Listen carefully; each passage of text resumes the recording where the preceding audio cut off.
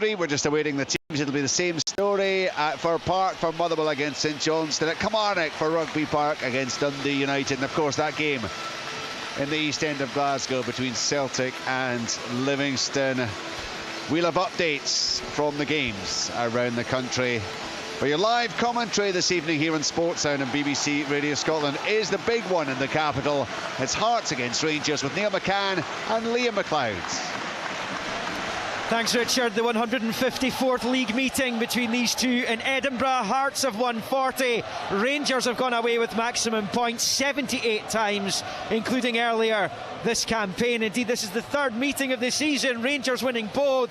The first one here at the start of October when they ran out comfortable 4-0 winners thanks to a first half Cholak double and second half strikes by Morelos and Kent late on. Hearts did have Devlin sent off for a wild challenge on Matondo with a scoreline at 2-0. They then met at Ibrox in what turned out to be Van Bronckhorst's penultimate game in charge. Tillman scored the only goal just before the World Cup break. Both sets of players are out on the pitch, the floodlights shining brightly down onto the Tynecastle playing surface as the skippers go through the pre-match routine with the referee, and indeed the mascots here at Tynecastle this evening as well. Rangers looking for a 7th successive victory over Heart of Midlothian since a 1-1 draw at Ibrox in October 21 when Craig Halkett scored a very late equaliser to cancel out a late first half goal by Lundstrom. Hearts unbeaten in 10 since losing at Ibrox, won 6, drawn 4 of those. Rangers remaining unbeaten under Michael Beale since he replaced Van Bronckhorst and looking to win a 6th successive match for the first time this season. Indeed, they haven't won 6 on the bounce since the period when they were knocking Antwerp out of the Europa League in February 21, almost 2 years ago. It's going to be Rangers who'll kick off. They're going to shoot from left to right as we watch up high at the back of the Wheatfield stand. Shooting towards Gorgie Road. Hearts towards the school end, maroon shirts, white shorts, maroon socks. Rangers, blue shirts, white socks. And Ryan Kent is just about to get things underway. The referee, John Beaton, one last look at his watch as he gets ready to hit the start button. He blows the first whistle. It's game on at Tynecastle as that's played back to Ben Davis. He fires it over the head of Tillman and out for a throw into Hearts on this near side. Hearts lining up with Clark in goal. Just having a look down there to see how the formation will go. Neil McCann will talk us through it, but Hill, Civic, Rowells, Kingsley and Cochrane, Snodgrass, Mackay, Giannelli, Kuhl and Shanklin. For Rangers, McGregor in goal, Tavernier, Goldson, Davis and Barisic, Lundstrom and Kamara, Sakala, Tillman and Kent, and Morelos. And it's an early chance for Rangers. Morelos back to the edge of the box for Kent, skipping away from Civic, rolls it out wide left. Barisic's cross is decent and it's flicked away and out for a throw into Rangers on this near side. Good early pressure here by the visitors, Neil. Yeah, good ball into the box there. Cochrane with a really good header getting inside the back post, but that's that area that I was a little bit concerned for Hearts before the game when I heard the midfield right in front of the 18-yard box. That was a cross from Tavernier. It fed all the way into Morelos because there's no protection to that back three. So yeah, they're lining up with 3 midfielders. Cools playing slightly right of a 3 with Mackay to the left and Snodgrass at the base of that with Giannelli and Shanklin up top. But this could be a long evening for Hearts defensively. Tavernier's cross, Morelos' header, it goes away wide of that left-hand post as Sakala tried to get onto it, but it seemed to me as though Morelos had way too much space. Yeah, well, the ball in there as well, he shouldn't be getting that space. I know Sakala's going like a two-striker, two-pronged attack there with Morelos, but there's 3 defenders. He shouldn't get space for a free header. That'd be a concern to Robbie immediately. Shanklin out to Cochrane on this near side and ends up back at the feet of Barry Mackay in the halfway line, wide on the left. Big switch of play. He's not going to managed to feed it out to Hill, who's starting at right wing back for Hearts this evening. Too much on it and it sails behind for a Rangers goal kick. I'll keep you up to date with what's going on at Celtic Park, Pittodrie, Rugby Park and Fir Park as we go along. Indeed, we've got the guys out there at the game, so we'll go to them as soon as anything happens in those matches. Long ball for Rangers, come all the way through to Sakala. Clark was off his line, Sakala shoots and it bounces behind for the what would have been a corner, but the flag goes up on this near side. Yeah, when the ball comes from Tavernier and it's a good ball, Morelos comes short. It's really good actually if you get the 2 strikers, one short, one spinning in behind. We know that Sakala's quick and he'll go in there direct. Thought he was offside. Just this ridiculous nature, you've got to let the phase of play continue. Hearts have only won 2 of the last 21 meetings. Those were back-to-back in early 2020 under Daniel Stendhal, including a Scottish Cup quarter-final victory just before the first coronavirus lockdown. Their last league win Sunday the 26th of January that year. Naismith and Boyce scoring to overturn a Kent opener just after half-time. As the ball comes all the way through to Xander Clark again, he's outside his box, he slices his clearance, and out it goes for a Rangers throw-in on this near side. The one thing you would say, and we're 3 minutes in, it's 0-0, is that the Hearts players right now are offering Rangers plenty encouragement to come forward the way this game is set up for them, as Kent finds Morelos level with the 18 on the Wheatfield side, rolls it to Lundstrom, back to Kent on this near side. Good challenging by Snodgrass, claims it's a Hearts throw-in. It's gone the other way though, and Tavernier takes level at the edge of the D. Lovely flip by Morelos to Kent. Tillman, good challenging by Rowells, does well. Garankuil's in trouble, just dancing along his own 18-yard line. Rangers pinch it back. Here is Tillman away from Rowells. Tillman finds Sakala, and then the little challenge comes from Hill, breaks back to Tillman, left hand side, deflected behind, and it's a Rangers corner. And it's all Rangers in the early stages of this game. 4 minutes in, Hearts desperately clinging on here. Yeah, it is all Rangers. They've gone long at times as well early on in this match, which is no surprise when you've got Sakala's pace there. But the amount of danger that they're creating for Hearts in and around that 18-yard box, around the penalty area, and again, it's purely because I don't believe they've got an anchor, a base there that can identify danger and try and sniff it out. Tavernier has his arm in the air, right-footed, in-swinging corner kick from that left-hand side, and it comes flicked away by Rowells. Goldson was waiting, as Kingsley was actually flicked it clear. Picked up on this near side by Sibic, challenged by Barisic, who finds Kamara, and he rolls it all the way back to his goalkeeper, Alan McGregor. Out it comes to Kamara again on this near side. Hearts unbeaten here since Celtic won that 7-goal thriller back in October. They've got their home form sorted out. Rangers actually under Michael Beale have got their away form sorted out. It's all set here. The recipe's all there for a classic match as Kuhl comes forward. He plays it into the Rangers box, bounces through to McGregor as Ginnelly chased after it, but that's much better from Hearts, and you can see the pace of Kuhl on that right hand side as we go to Fir Park. Jane Lewis, early action, Motherwell St Johnstone. Yeah, and a goal for the visiting team. It's Motherwell 0, St Johnstone 1. It's Dre Wright that's got the goal. Rangers, Morelos! Sakala cross, Morelos puts it into the net, and the offside flag goes up to deny the Colombian, and it will stay 0-0. Quickly back to Jane. Yeah, Dre Wright getting the goal for St Johnstone here after just 4 minutes. Great work from Nicky Clark, who of course allowed back in the team after that red card was rescinded. Good work from him in the box, good feet work. Did well to hold up the ball, played the ball out to Dre Wright, and he just curled in a beauty. Kept it low past Liam Kelly in the Motherwell goal. The visitors 1 up here at Fir Park. Missed a brilliant chance at Ibrox at the weekend, Dre Wright, but he's given St Johnstone the lead.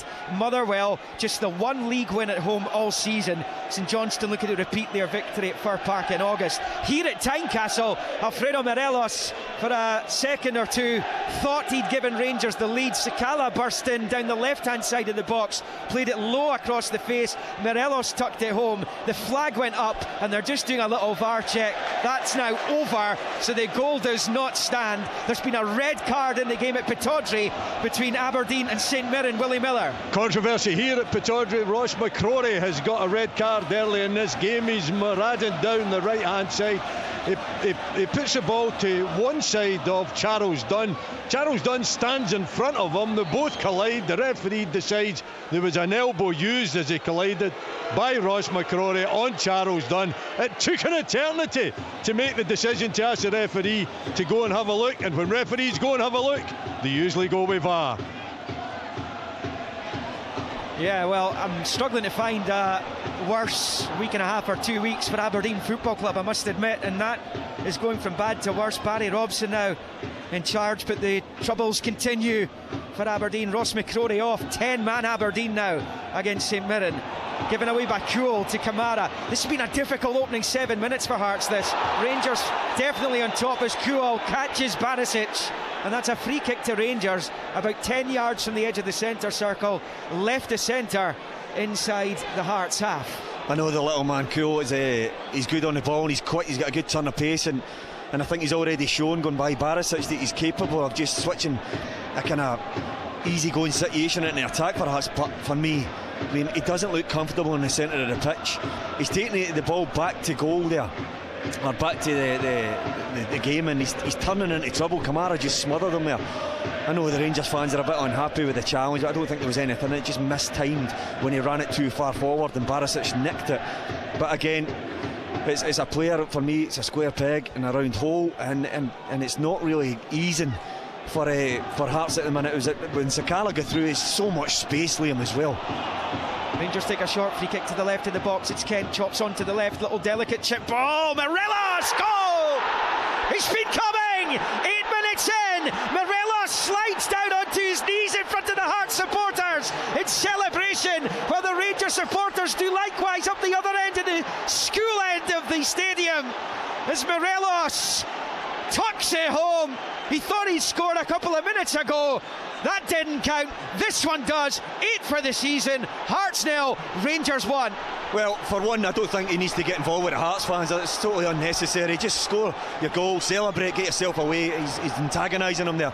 But what a brilliant header, I have to say, secondary. Great play from Ryan Kent. Again, it's cool. Doesn't look comfortable in a defensive position. Kent stands him up, goes past him with ease. And has he got enough quality once he hits the byline? Yes, he has. And he's shown that recently under Mick Beale. He just stands it up with the left foot. Morelos comes into the back post where he always is and gets a real solid connection to the header past Zander Clark. And it really, you feel it was coming, Liam, didn't you? Rangers have been on the front foot from the start of this game. We're into the 10th minute. They're 1-0 up. And they're already looking pretty dangerous. Hearts were much better in the early stages the last time Rangers were in town, and they went away with a 4-0 defeat. Did Hearts that day. But they haven't turned up as yet, and they're looking very, very statuesque again here. It is Sakala. This time it's Cochrane who's careless. He gets a second chance to clear it, which he does, as Goldson's cushion header finds Tavernier on the near side. You can see already that whatever Robbie Nielsen was hoping for simply isn't going to happen. The way this is panning out in the early stages, and they are the early stages, but it's Rangers with a 1-0 lead thanks to Morelos. No, look, I think right away I thought it was risky. This ball's on all the time as well. The switch from Goldson, here's Sakala. Yeah, and he's taking on Sibic. Bouncing ball, difficult to deal with. Sibic does enough and Hill clears, but it's coming right back at Rangers, or at Hearts here, with Rangers in possession in the left with Barisic. Swings it into the box and headed away by Kai Rowles.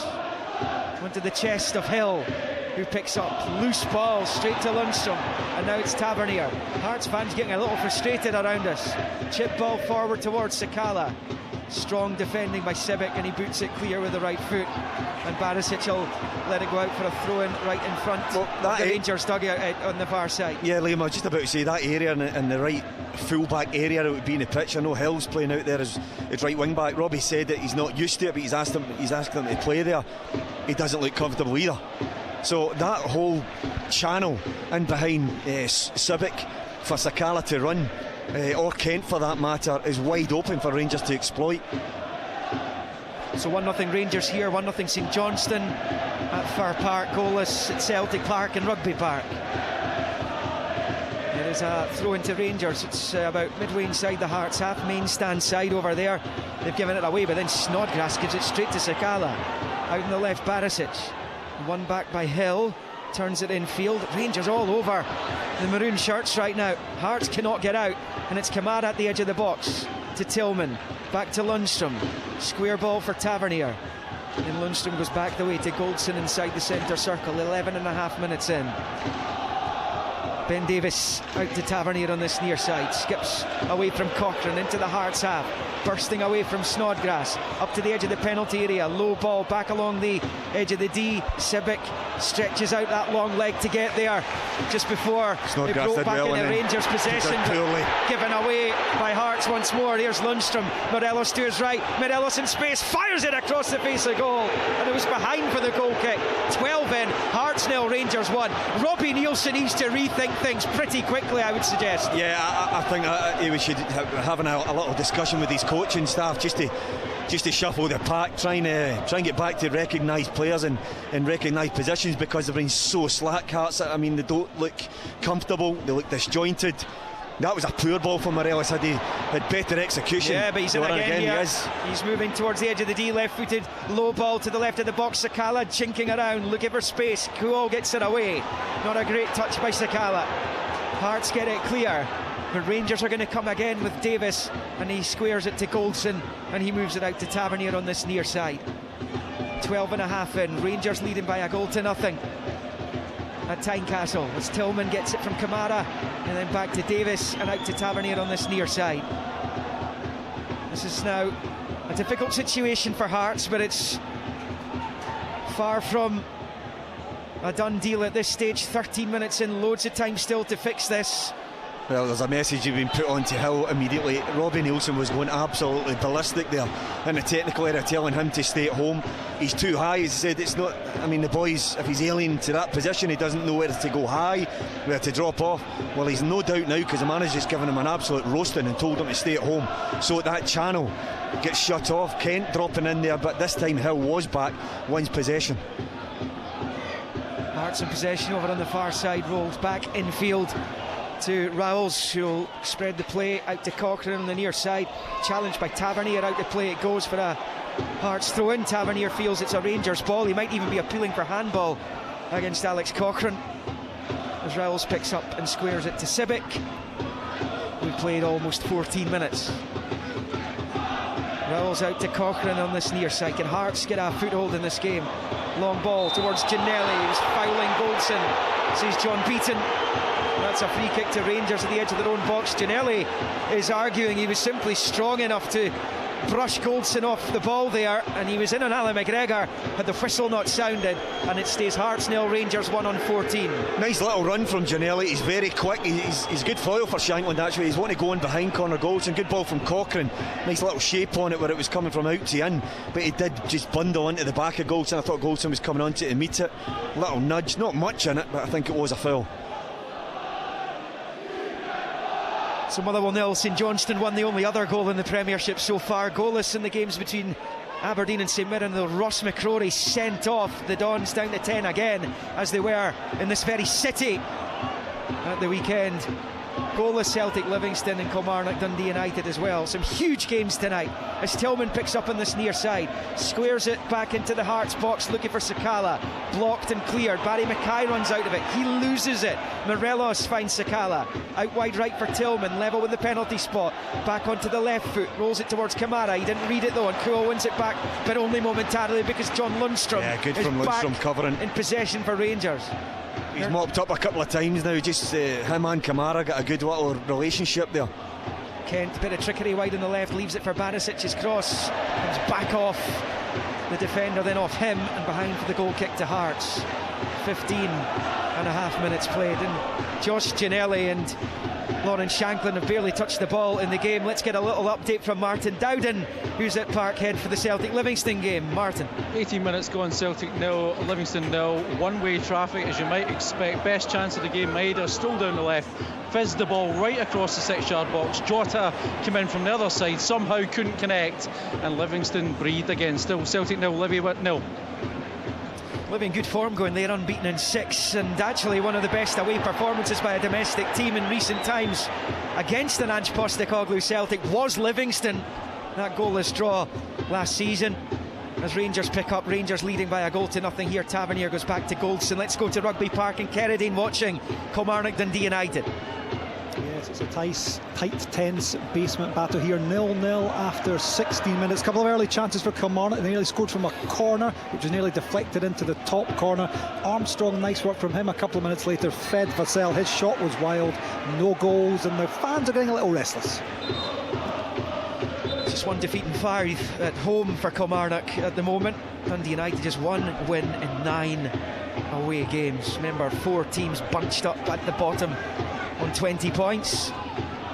Motherwell, Kilmarnock, Dundee United and Ross County, who picked up that point last night. So going into the midweek games, 4 were on 20. Obviously County picking up a valuable point last night thanks to that Yandanda goal against Hibs, as Cochrane picks up on this near side and rolls it back into his own half for Kingsley, who turns it back to Rowles.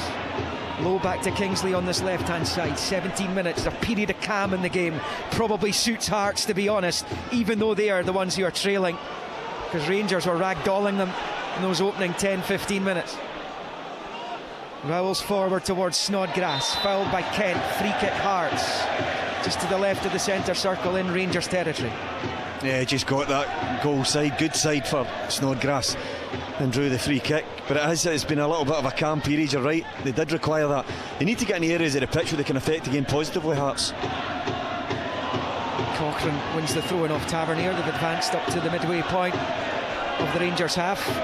Alex Cochrane will bowl it back into his own half here for Rowles, who moves it into the centre circle for Sibic, and out to that right hand side for Hill, but it's bounced off him. Barisic with the challenge, and now it's broken to Sakala. Barisic to his left, that's where it goes. Barisic at the byline, first time clips the ball back with the left foot. Morelos with the header again, he's claiming corner, he's going to get one as well. The linesman and John Beaton, the referee, feel that came off Kingsley last. It will be a corner kick to Rangers, 18 in. They lead 1-0 as they look for a second. Yeah, good pressure from Barisic onto Hill. I thought it was a dangerous pass to play from Sibic to the feet of Hill. He's back to play. The pressure came from Barisic. Actually, it was a really poor ball from Sakala, but Barisic did well to stand it up. Morelos, as we know, loves to peel towards the back post, and I genuinely do think it came off of Kingsley. Sakala looks seriously rejuvenated these days. He does, doesn't he? Yeah. In swinging corner from Barisic coming up just now, just between the Wheatfield and Gorgie stands off to our right, and it comes into the box. Tillman tried a little bicycle kick with his back to goal, but Hearts get it clear. He could only slash it fresh air.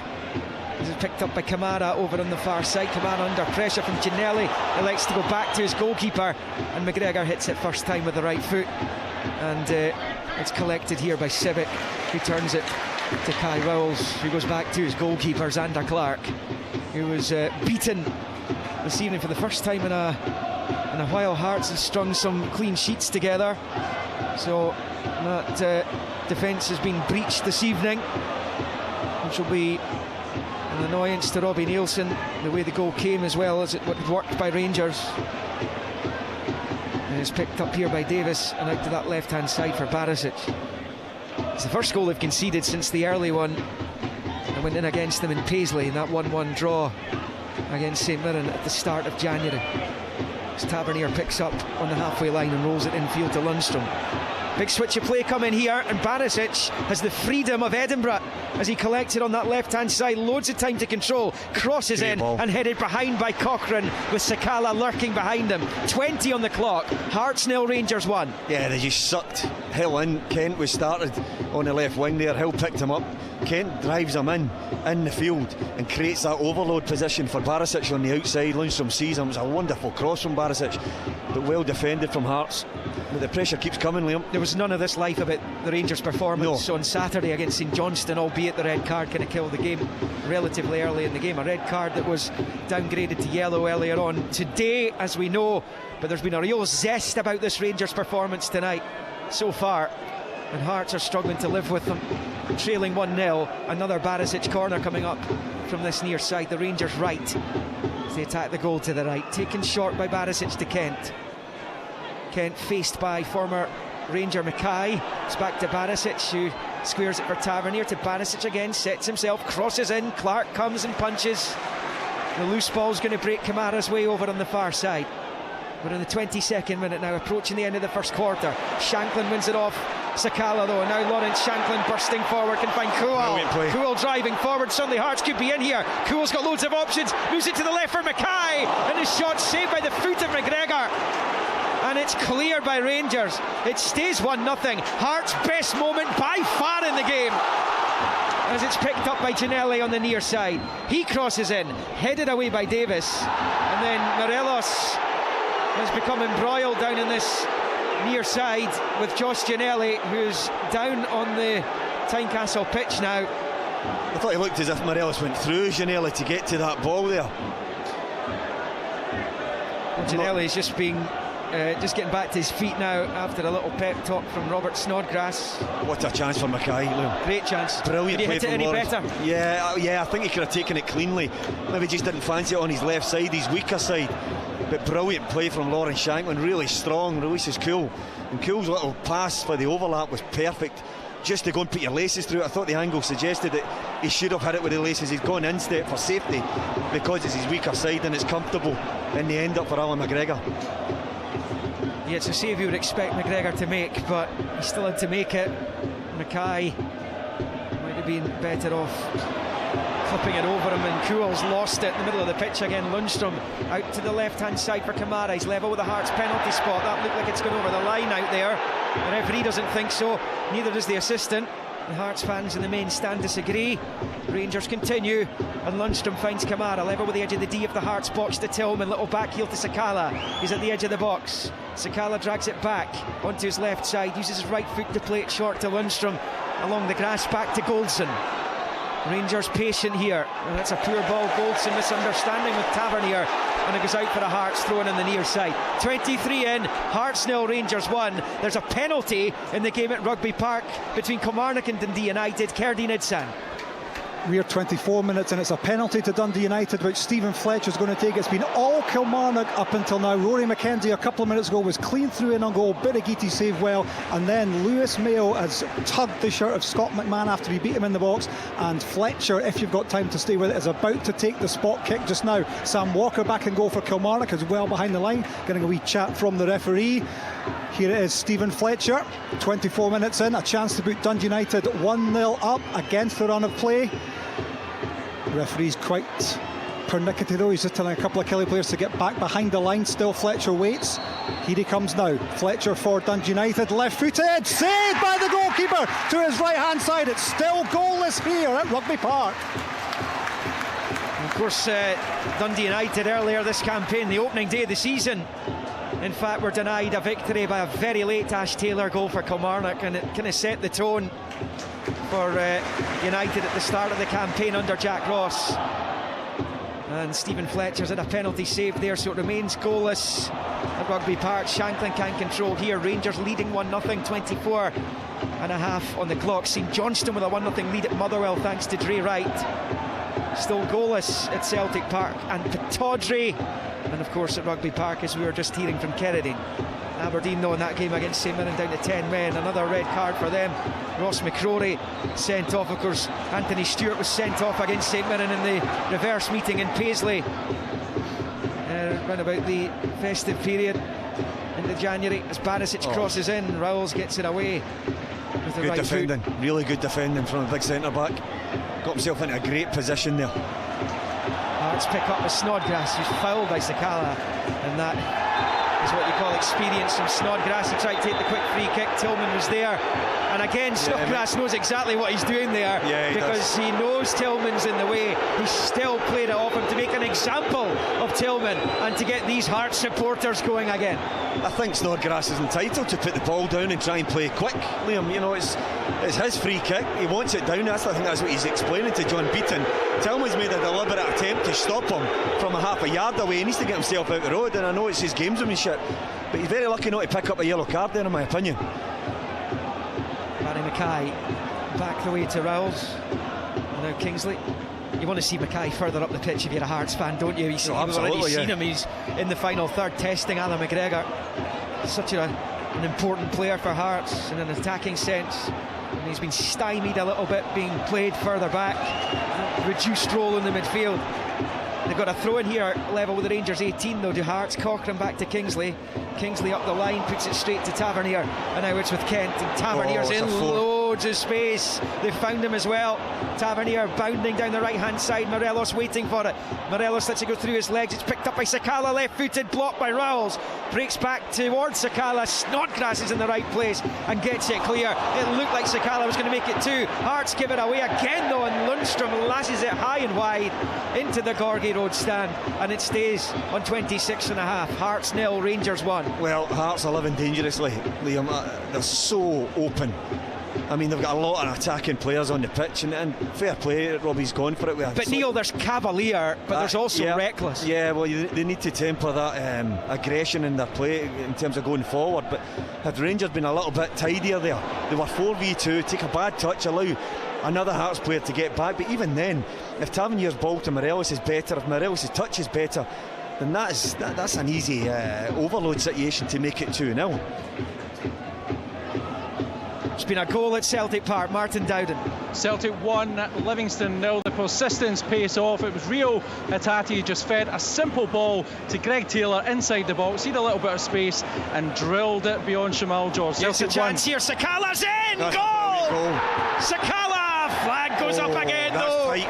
Tight offside decision. Sakala has his head in his hands. Offside flag goes up. Rangers have had 2 ruled out for offside. They continue to lead 1-0. We'll get Neil's thoughts on that in just a moment, but we'll let Martin finish up at Celtic Park.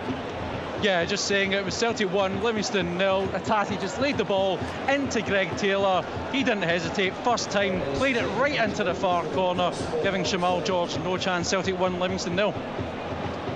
I think this is close, Liam. Yeah, he was offside first and then he checked. He came back towards the ball, and I thought when the pass was played, not sure if Civic was playing him on. That's a tight one. Well, we're hearing that he's just off. Is he? Right, okay. That's what we're hearing from the studio. The VAR check is still going just now, but we are hearing that this goal will not stand. Again, it's the ease, though, Liam, that Rangers cut through Hearts backline through the midfield area so that they can play that pass. They're so open. Listen, it's not something that I'm usually saying about Robbie Nielsen's Hearts sides, because generally he's more on the defensive side rather than the attacking side, but tonight they're very, very open. They're very exposed at times. Well, the Rangers supporters for a little period there thought the goal had been given. Reading the referee's signal wrong there, is it? They read it wrongly, yeah. So the goal doesn't stand and it stays 1-0 to Rangers.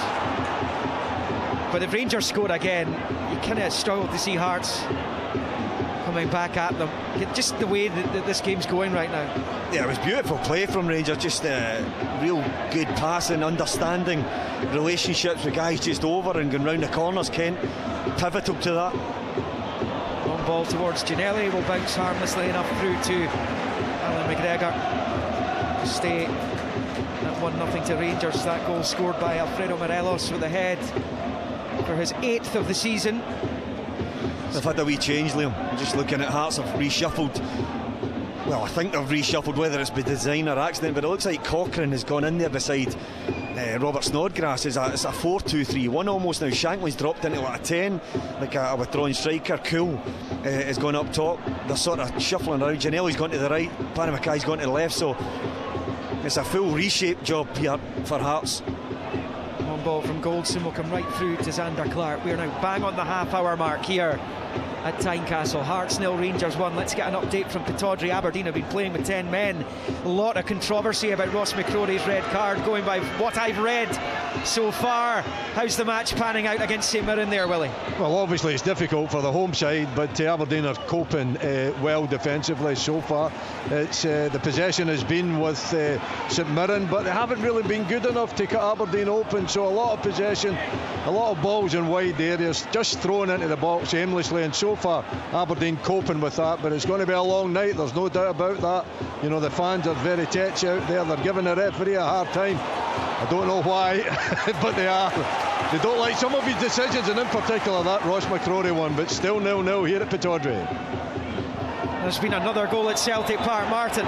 Celtic 2, Livingston 0. O'Reilly floated a ball in. Livingston failed to clear properly. The ball was struck right off Dyson Maeda and into the net. A bit reminiscent of his goal against Kilmarnock in the League Cup semi-final. Celtic 2, Livingston 0. I was just about to say that Celtic haven't taken the lead and lost a match since 2018 domestically, so from 2-0 they are surely game over. Livingston's wait for a first ever victory at Celtic Park will go on. 31 and a half played. Rangers leading 1-0 here as that ball up to Ginnelly doesn't stick, and it bounces back to Sakala driving down the left hand side, and then that's cynical, a yellow card. This will be a yellow, for Hill here as he tugged the jersey of Sakala.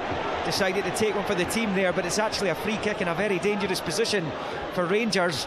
Almost in 32, they lead 1-0.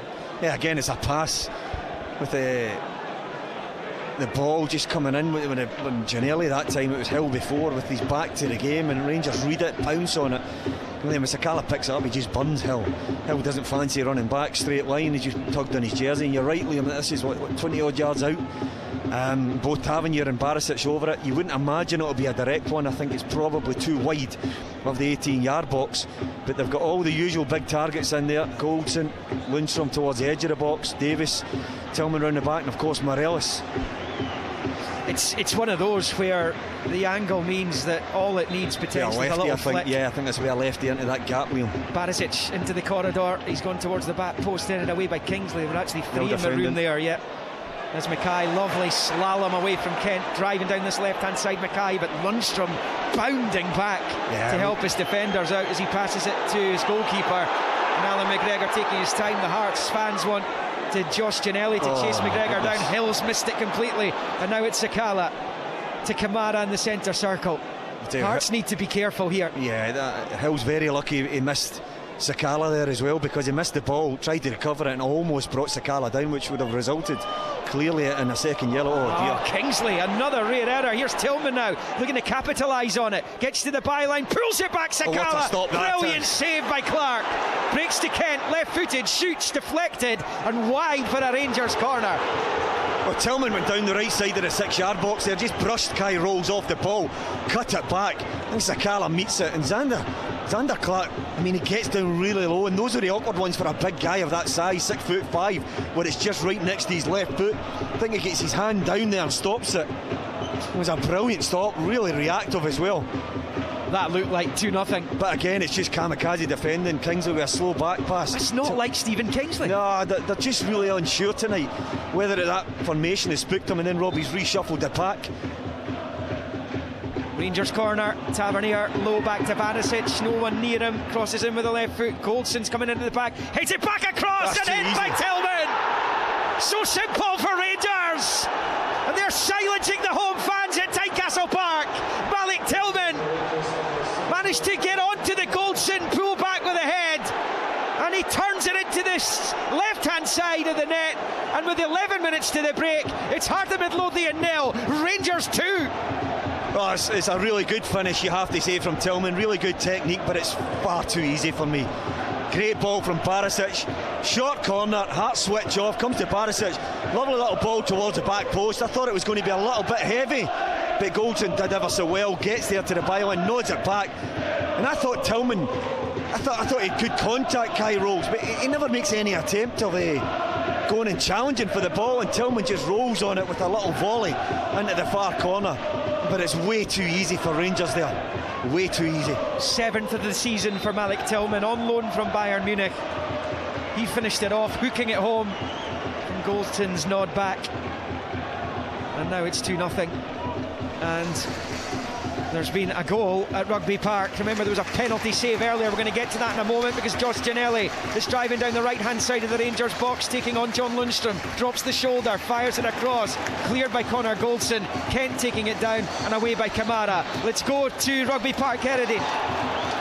10 minutes to go until half-time, and it's the home fans who are celebrating, and what a goal. Danny Armstrong, left-footed, top right-hand corner. Nice wee setup as well from the youngster on loan from Liverpool, Luke Chambers, who laid it on the plate for him. It's been coming for Kelly. They had a goal to the good, and their value for the lead. So 1-0 to Kelly, and making Dundee United pay for not converting that penalty. What was that, 5-10 minutes ago? Celtic 2-0 up, Taylor and Maida with the goals there. Trey Wright for St Johnstone. They lead 1-0 at Fir Park against Motherwell, and it is goalless between 10-man Aberdeen and St Mirren at Pittodrie. Shankland here, who's holding off Kamara. He's got such power and physique now. Shankland finds Snodgrass, wide right for Ginnelly. Hearts need the next goal in this one as it's pulled back towards Shankland. Good positioning by Ben Davis, who blocks it, and Rangers get it clear. Lundstrom to Kent, to Kamara, to Lundstrom, and out to the left hand side for Barisic. Hearts have been dragged from pillar to post in this game. This is one of the best Rangers performances under Michael Beale, you would have to say, up there with that derby against Celtic, which they felt annoyed to have not picked up all 3 points in. They cannot afford a slip up. This is their, on paper, most difficult game out with the Celtic matches, but they're blowing Hearts away here in this first half. Yeah, the pressure's good, Liam.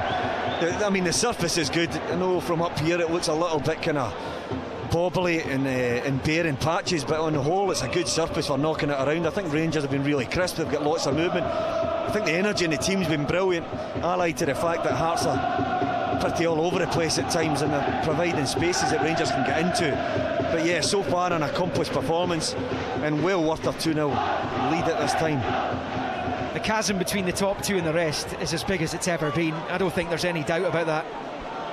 Rangers leading 2-0 here, and obviously there's a chasm even between first and second, as Hearts pick up with Ginnelly over on that far side. 37.5 on the clock, and Rangers with a 2-0 lead thanks to Morelos and Tillman. Tillman got the winner when these two met at Ibrox, as Kamara plays it out to the left hand side of the box for Sakala. Tillman's gone down off the ball. It's Sakala back to Morelos, pulls it back to Kamara, midway inside Hearts territory for Lundstrom. He squares it out to the right for Tavernier, then short back to John Lundstrom again as we move on to 38 minutes. Tillman wins it ahead of Kingsley. It's a poor touch from him, goes straight to Snodgrass, lays it back to Raols, who turns it out low to Mackay on this near side, under pressure from his old teammate Tavernier. Now it's with Kingsley. Kingsley plays it off Tavernier and out for a throw-in, and we can go to Jane Lewis, who's watching Motherwell St Johnstone. Remember Dre Wright with that early goal for the Sainties. 1-0 they led last we heard.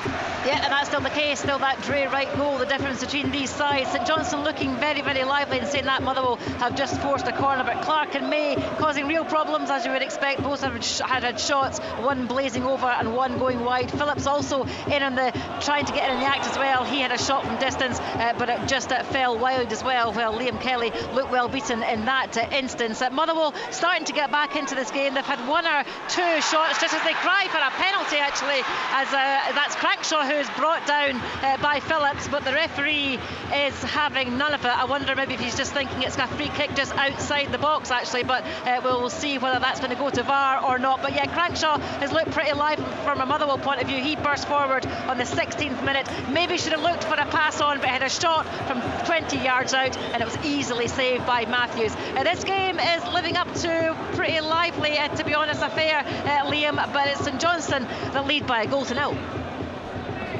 So the Premiership, as we move towards half-time, looks like this. 10-man Aberdeen 0, St Mirren 0, Celtic 2, Livingston 0, Kilmarnock 1, Dundee United 0. As we've just been hearing, Motherwell 0, St Johnstone 1. Here at Tynecastle, Rangers with a 2-0 lead. Hearts coming forward with Shanklin. He's had it nicked off him though by Kamara.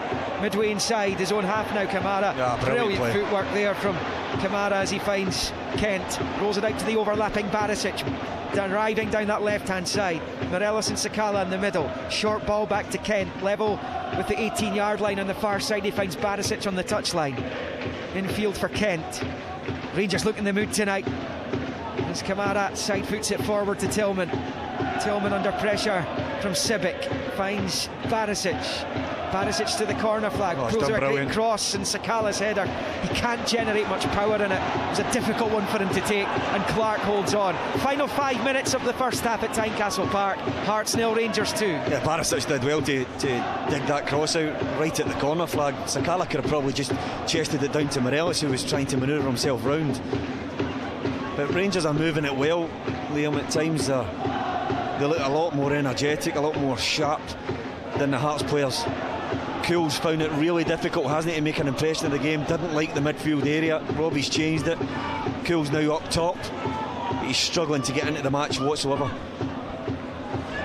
Yeah, they're going to have to gamble a bit more as well the longer the game goes on. 2-0 down they are as Sakala comes forward. Morelos, is he onside? He's picked it up inside the penalty area, right hand side of it. He pokes it back to Tavernier, rolls it under the right foot, bends the ball into the left hand side of the box. Tillman takes it down, and rather than let it go out for the goal kick, he fires it out for a throw in. 2 Hearts over on that far side. We played 41.5 minutes of this game, and Michael Beale, he must be absolutely elated with A, the performance, and B, the fact that they are 2-0 up, and only really that Barry Mackay effort which Alan McGregor saved with his foot is all that the home team have really had to show for their efforts in that final third. Yeah, I think Rangers have been switched on defensively any time that Hearts have gone forward, barring that time where Mackay goes into a good area. But the alarming thing for Hearts is how many times they're getting down the sides, Rangers, whether it be the right side or the left side. Sakala's unquestionably a massive part of what they're doing right now under Mick Beale, because he's prepared to go long all the time. So Hearts can't get in touch, because if they go tight, they're pinging it over the top. If they're dropping off, there's guys at Tillman, Kent coming into the pocket and dictating the play. So right now they're just struggling to get to grips of any way that Mick Beale's got this Rangers team playing at the second. Just looking at Barisic there, Liam. It was a heavy challenge on him. The Rangers got a free kick. Barisic is down, being seen to by the Rangers medical team. Rangers in great form under Michael Beale. The problem is they're 9 points adrift at the top of the top flight, and the goal difference advantage is huge in Celtic's favour, and that does them no favours at all. So after tonight, 14 league games left to play, and they're looking for Celtic to slip up in 4 of those 14 matches. When you consider that Celtic team has only lost 1 of its last 53, that's the size of the task facing Michael Beale. I guess he'd never say that it's impossible publicly, but you would imagine, keep trying to rack up the points, try and wound Celtic when the opportunities arise. But he'll be eyeing up a cup double this season. That's got to be a big target for Michael Beale between now and the start of June when the Scottish Cup finals played. Yeah, well, I think it's a building process for him, and he's got to just keep chipping away however he can. And as you say, Liam, if they're not going to drop any points outside Rangers, then McBeal's team have to go and try and take some from him, reduce the deficit, and you said try and get a couple of bits of silverware in there with the cups. Of course, beat Hearts to win last season's Scottish Cup. Took extra time, and the Hearts fans will still be reliving that Ellis Sims opportunity in normal time, and how things could have been so different for them. As Hearts pick up on the near side with Kingsley, midway inside his own half. And Hearts fans, can hear them in the background, the frustration boiling over, really. Final minute of the 45 here of the first half, with Rangers leading by 2-0, and it's just not happening for the men in maroon. There's a big gap. There's almost like 5 standing in the line up top. There's no build work through the centre of the pitch to try and bounce things just now. And at times when the man's in possession of the football, all he's seeing is backs. Can he play a pass to when somebody's got their back to you, Liam? They've got to look for the ball with these players of Hearts. These are the big games that you're going to look to try and perform in.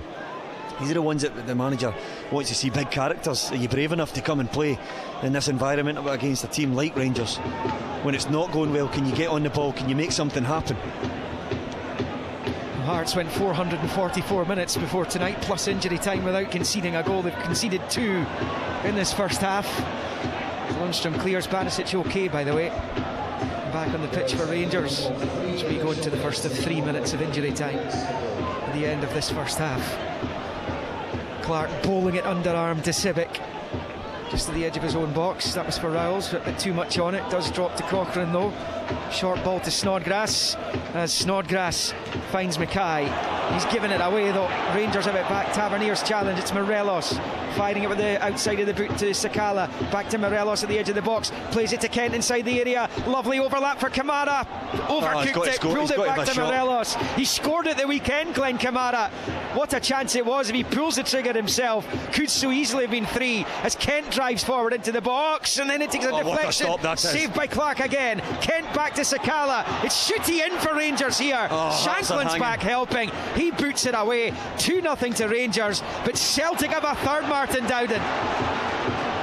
No, ball over the top, and guess who? Kyogo got onto it. He was up against Jack Fitzwater. He bobbed and weaved, teased him, and then just placed it right in the corner. Brilliant finish. Celtic 3, Livingston 0. 21st goal of the season for Kyogo Furuhashi. It's his 18th in the league. That's 2 more in the Premiership than the next best, who is Lawrence Shanklin, who hasn't had a sniff tonight. 1 long ranger which went well wide from him. Hearts are hanging on, Liam. Oh, he's in here. Tillman almost managed to find Barisic, blocked. Breaks back to Tillman in the centre circle. Lundstrom fires it out to Morelos on this near side. We are in stoppage time at the end of the first half here. Rangers 2-0 up. Sakala back to Lundstrom, pushes it back into the box for Morelos, back to Lundstrom, and Clark just about keeps Hearts in this match with the save. Corner Rangers, 2-0 Rangers, so very nearly 3-0 Rangers. What a strike from Lundstrom. That's finding the back of the net there. I make that 3 really top class saves from Xander Clark. Just a couple of moments before there, he picked one from the other side of the post where it was just about to sneak in. Big massive hand out to it, stops it going in. That time there he had to be strong, get across his goal quickly. But it's honestly, I've said it, Liam, so many times, it's so easy. if I'm a Hearts defender right now, I'm going off my head about the security that I'm getting in front of me. There's nothing, absolutely nothing. They've been ripped asunder. Barisic with the corner. Oh, it's come off the bar. Might have been Snodgrass. Yeah, I think it was. The whistle's gone. Just in the aftermath of that, James Hill's taken a knock inside the 6-yard box. Robert Snodgrass had just headed flush against his own crossbar there. It's 2-0 Rangers. The crossbar was rattled there. Hearts have been rattled big time tonight. Yeah, I think he was under pressure from Morelos, and he was trying ever so hard to try and get goal side. He just stuck his neck across, I think, and it came off the side of his head onto Xander Clark's crossbar, and thankfully it rebounds out past him. Yeah, Clark's made 3 excellent saves. Yeah, the half-time whistle goes here at Tynecastle. The Hearts fans ain't happy. You can hear that in the background. Clark saved initially from Sakala, then from one of his own players, actually bounced straight at him, ricocheted towards him. He saved that one, and then saved from Lundstrom. He couldn't do anything though about the 2 goals that Rangers have scored in this first half. The first one from Morelos in 9 minutes. Brilliant work by Kent down the left. It was chipped into the area and Morelos headed home. That coming after Morelos had the ball in the net. It was ruled out for offside. Sakala had one ruled out for offside as well before Tillman hooked home a Goldson head back in the 6-yard area, and he knocked it into the left-hand corner of the net for 2-0. Hearts had one chance through Barry Mackay as he burst in with the scoreline at 1-0. Alan McGregor saved though, but Hearts have been torn apart by Michael Beale's Rangers here this evening, and the Hearts supporters have not been used to this kind of performance, particularly inside their own stadium, which is such a wonderful arena and such a difficult place for visiting teams to come and get points in. But Rangers have made it look very simple tonight. A lot of it down to them, a lot of it down to the Hearts set-up this evening. Half-time at Tynecastle Park is Heart of Midlothian 0, Rangers 2. The Scottish Premiership from BBC Radio Scotland. So a very convincing, commanding first half by Rangers with their advantage against Hearts at Tynecastle. Celtic 3-0, remember, against Livingston at the break. Those goals from Taylor, Maeda, and a 21st of the season from Kyogo. Kilmarnock 1, Dundee United 0 as a half-time scoreline. Motherwell 0, St Johnstone 1. The only goalless game is here at Pittodrie, where we're deep into 6 minutes of first half stoppage time. A large chunk of that attributed because of the sending off early on of Ross McCrory. We'll get Willie's thoughts on that in just a moment. It's St Mirren who are pressing right at the end of the first half. A couple of corners and free kicks. They've certainly had the one biggest glaring opportunity of the first half when Curtis Main somehow contrived to steer the ball wide from just a couple of yards out. The kind of finish that Aberdeen fans got used to when he was here playing in a red shirt. But as you might imagine, 10 men for pretty much the whole of the first half. St Mirren should have been fairly comfortable. There's been the occasional counter-attack from Aberdeen, and they're currently attempting to do that very thing right now. But goalless it remains. And there is the whistle from the referee, Grant Irvin, who I can guarantee you is going to get it from the neck. There have been sporadic chants, if you don't know what you're doing, from the home fans who have been claiming for absolutely everything in the wake of the McCrory sending off. 0-0 it is at half-time here, but it's been a lively opening 45 minutes across the country. Full coverage, of course, of all the second half action to come right here on Sports Sound on BBC Radio Scotland. The Six Nations on BBC Radio Scotland. Scottish supporters are delirious in front of us. Scotland, England, France, Wales, Italy, Ireland. We are Six Nations. England versus Scotland. And they're in for a try. Saturday from 4. Listen on your digital radio or ask your smart speaker to play BBC Radio Scotland Extra. Sports Sound live on BBC Radio Scotland. Right, let's get around the grounds and get you up to date with any of the action you may have missed in the first half. We'll start at Celtic Park. Celtic 3-0 up against Livingston. Thomas Duncan is there. Yeah, Richard, and it's been a thoroughly dominant performance from Celtic, as you would expect, an imperious record home and away, but especially here at home. Won all 11 games, and they're very much on course to make it 12 from 12 here at Celtic Park. Livingston actually did okay. They kept their shape early on, didn't give away too many chances. It was just one from Jota right across the 6-yard box that he somehow failed to connect with. Should have put it 1-0 up, but then when the goal started, they haven't really stopped. Greg Taylor broke the deadlock with a really fine left-footed shot across Jamal George, just in the edge of the area. That got Celtic going, and just a few minutes later, Daiza Maeda, who's been absolutely outstanding down the left-hand side, giving Nicky Devlin a really torrid time. He got a bit of fortune, but when Ayo Obelai's clearance ricocheted straight off him and into the back of the net, and from that moment you felt it wasn't going to be Livingston's day at Celtic Park, and Celtic have just been kept coming in. Finally, in first half stoppage time, a ball over the top just wasn't dealt with at all. Omionga got caught underneath, and Kyogo, who's been a bit quiet, he's been caught offside quite a few times, but that time he was waiting and he only needs one chance, went straight in behind and just went past the defender and buried it left-footed right in the bottom corner for his 21st goal of the season. So it's a long way back. Well, it's probably damage limitation now, you would have to say, for Livingston at Celtic Park, and Celtic well on course to maintain their advantage at the top of the Scottish Premiership and go 42 domestic games unbeaten here. It's almost 2 years since St Mirren won here at Celtic Park 2 years ago. That was the last team, Scottish side, to get a victory here, and it doesn't look like Livingston are going to be the team to do that here at half-time. It's Celtic 3, Livingston 0. Right, we'll get further thoughts from Pat and Alan shortly. Let's get round the other grounds. Willie Miller's here at Pittodrie. It's been a lively opening 45 minutes, William. It's been very uncompromising, isn't it? A really tense game of football here, and it really started with that ordering off. Ross McCrory motoring down the right-hand side. He's stretching his legs. You know he can do that. He then comes to Charles Dunn, who does absolutely the wrong thing defensively in my book. He just stands square. Ross McCrory plays it to his right-hand side, to Dunn's left-hand side. The centre-back just stands and McCrory runs into him, but unfortunately McCrory gets the elbow up, and the elbow does make contact with Charles Dunn's chin. He goes down. The referee gives a free kick. He's not going to send him off at that point. He's been invited by VAR to go and have a look. It took ages for VAR to get that news onto him. He eventually went over, had a look at it.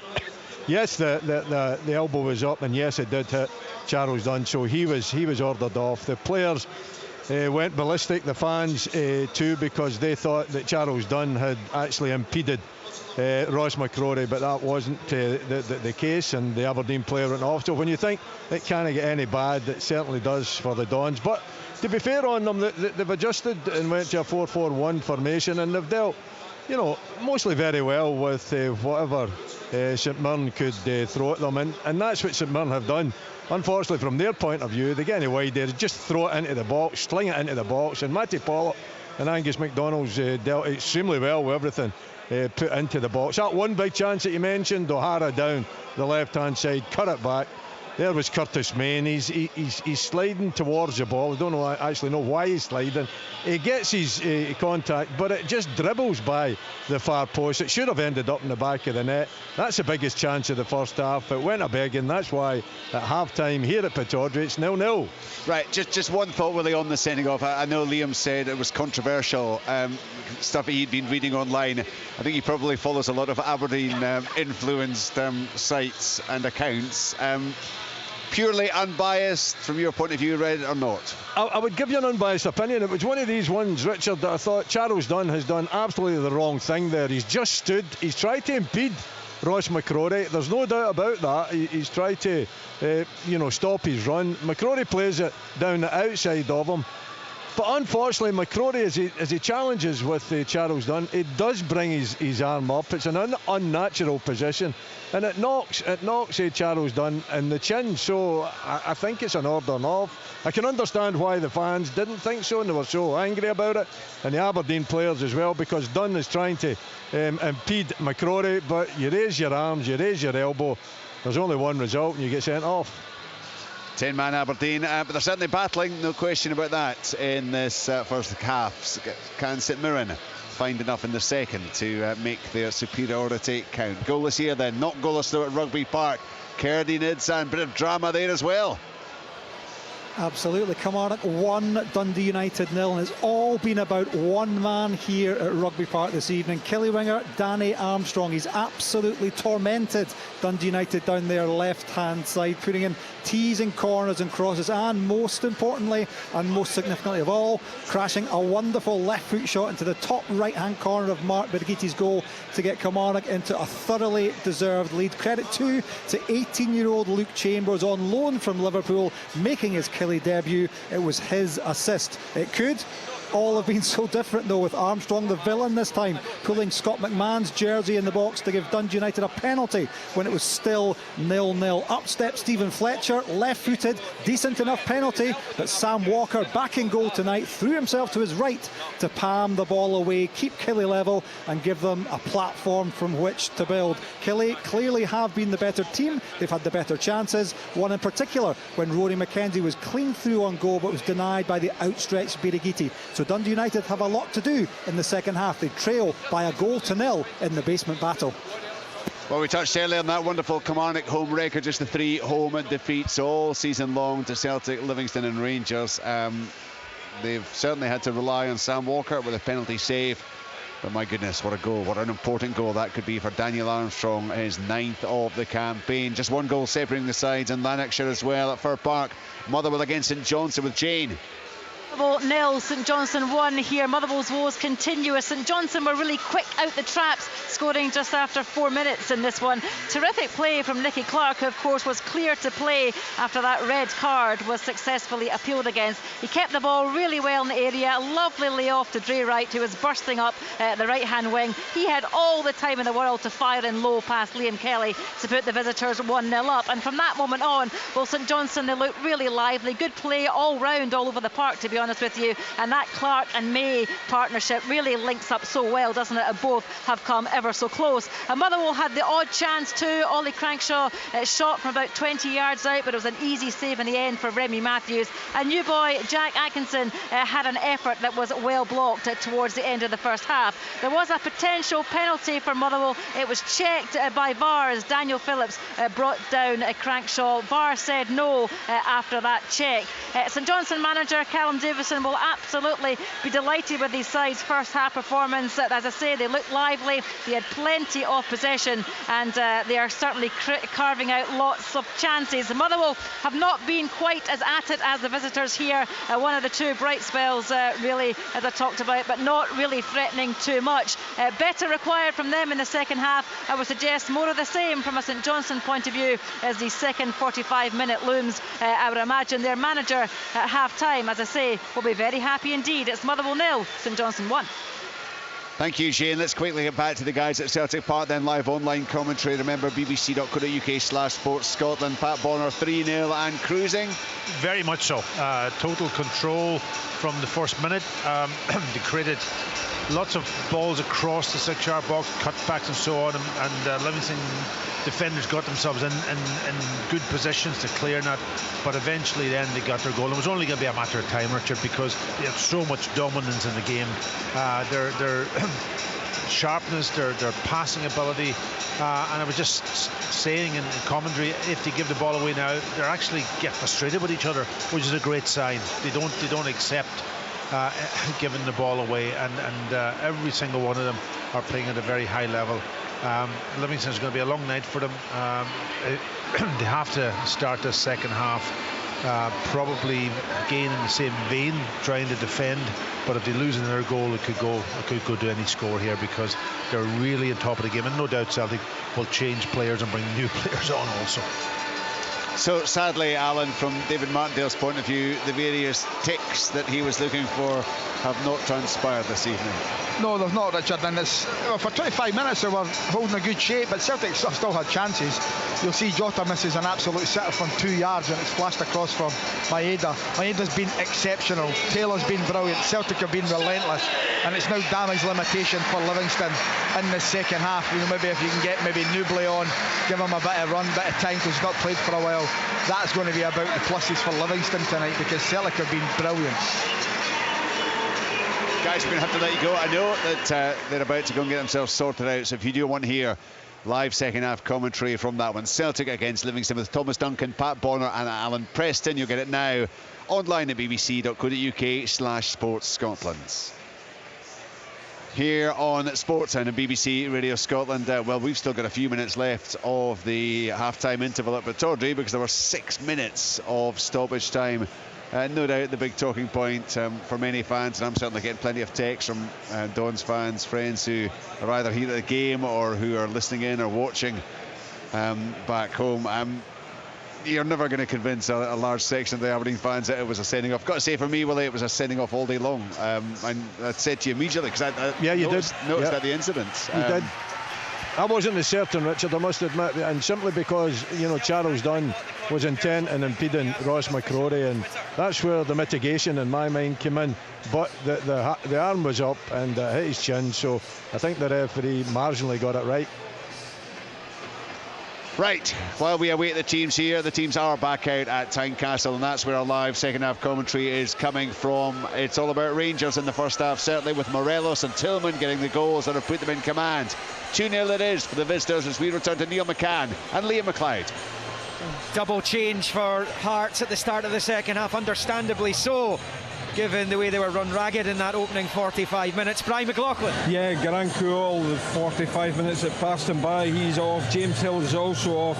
The players coming on, Oretzes, Kimertsoglu and Alan Forrest, and another rejig, I think, Liam, of the way that Hearts are going to be setting up with those things. Hearts kick off the second half, going left to right in the maroon shirts, white shorts, maroon socks. Rangers in the blue and white will shoot towards the Roseburn stand, and off to our left. We're right up high at the back of the Wheatfield stand, underneath the television cameras here, so we've got the same views you get in the telly.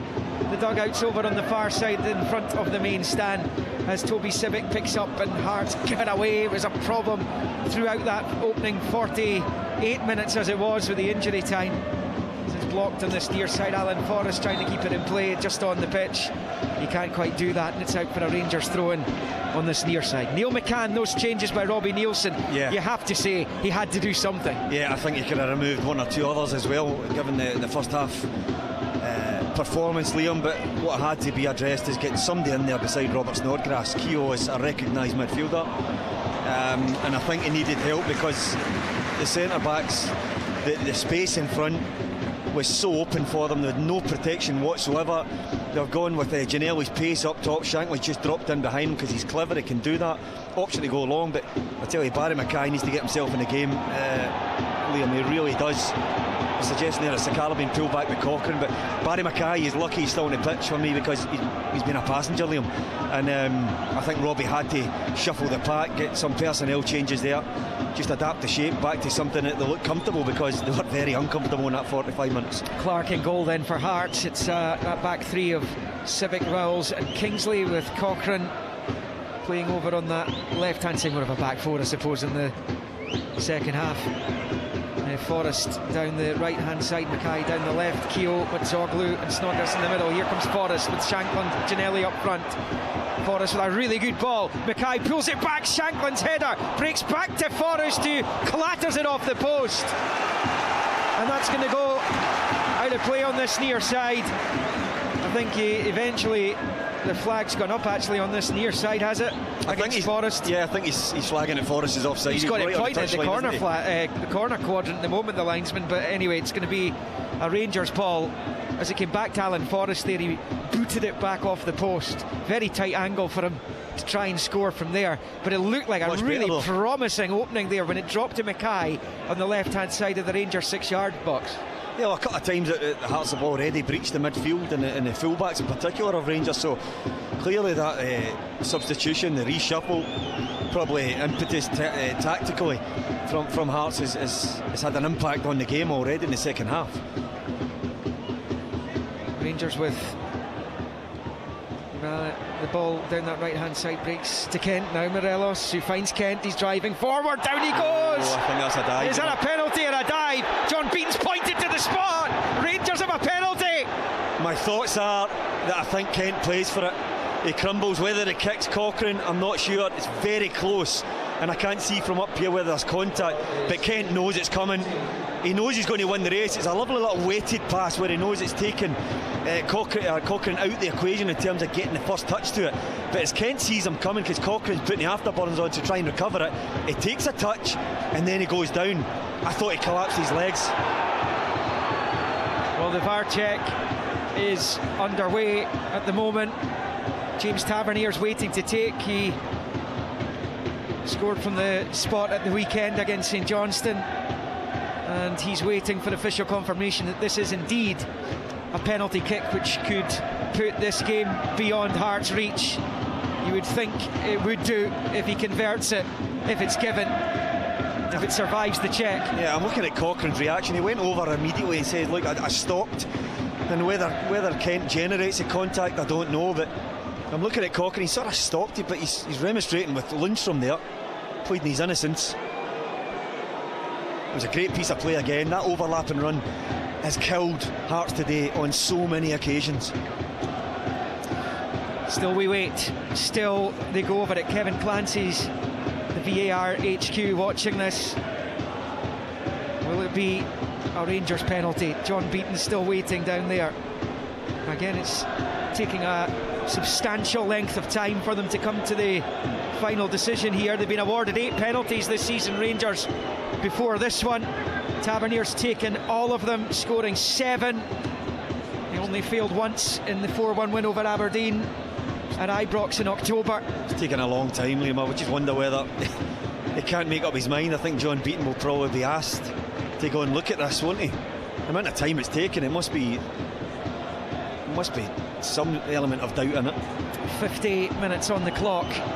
We're waiting for the final decision here. John Beaton's going to come and have a look at it.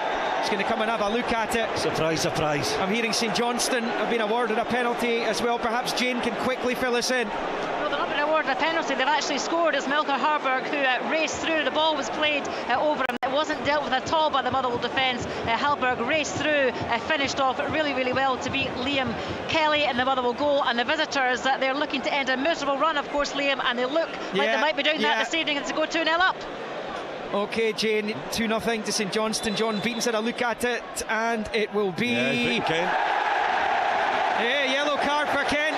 No penalty. Hearts still alive, just about. Well, it was my initial reaction was that he generated it. If there was contact, we still don't know if there's a contact in it. Maybe the guys can tell he's in-house, maybe get a look at it, but it looked like he generated the fall. It looked like a dive to me. And he's been yellow carded. You felt then he was drawn over after all that time, John Beaton, that he was having a look to say, look, you need to change here. Well, the most important thing is they come to the correct decision. At the end of the day, you want it to be done a lot quicker, of course. But for decisions like that, the VAR appears to be working. Sakala comes forward for Rangers. Morelos is pushed forward. He's found him. Morelos right-footed. Saved by Clark, who makes yet another save. And yet again, Hearts cut open so easily. 2-0 Rangers. Keeping the side in it again, Alexander Clark. I have to say though, it's comfortable. How many chances does Morelos get like that, and how many does he actually score? I mean, he scores lots and lots of goals, but he misses a great number of chances. That was a brilliant pass from Sakala. He had an overload situation right, he had one left with Kent, but comfortable in the end. So as we were hearing there, 2-0 to St Johnstone. Motherwell's woes continuing. It's actually a conundrum, because Motherwell are the one team who are better on the road than they are inside their own stadium. Out with Rangers and Celtic. If you look at the league, generally the away form is abysmal across the board, but the home form of Motherwell has been atrocious. 1 win all season. They were a good home side last term. St Johnstone looking to smash through that run of defeats, and they're looking good for 3 points tonight in North Lanarkshire. Here at Tynecastle, Hearts 0, Rangers 2.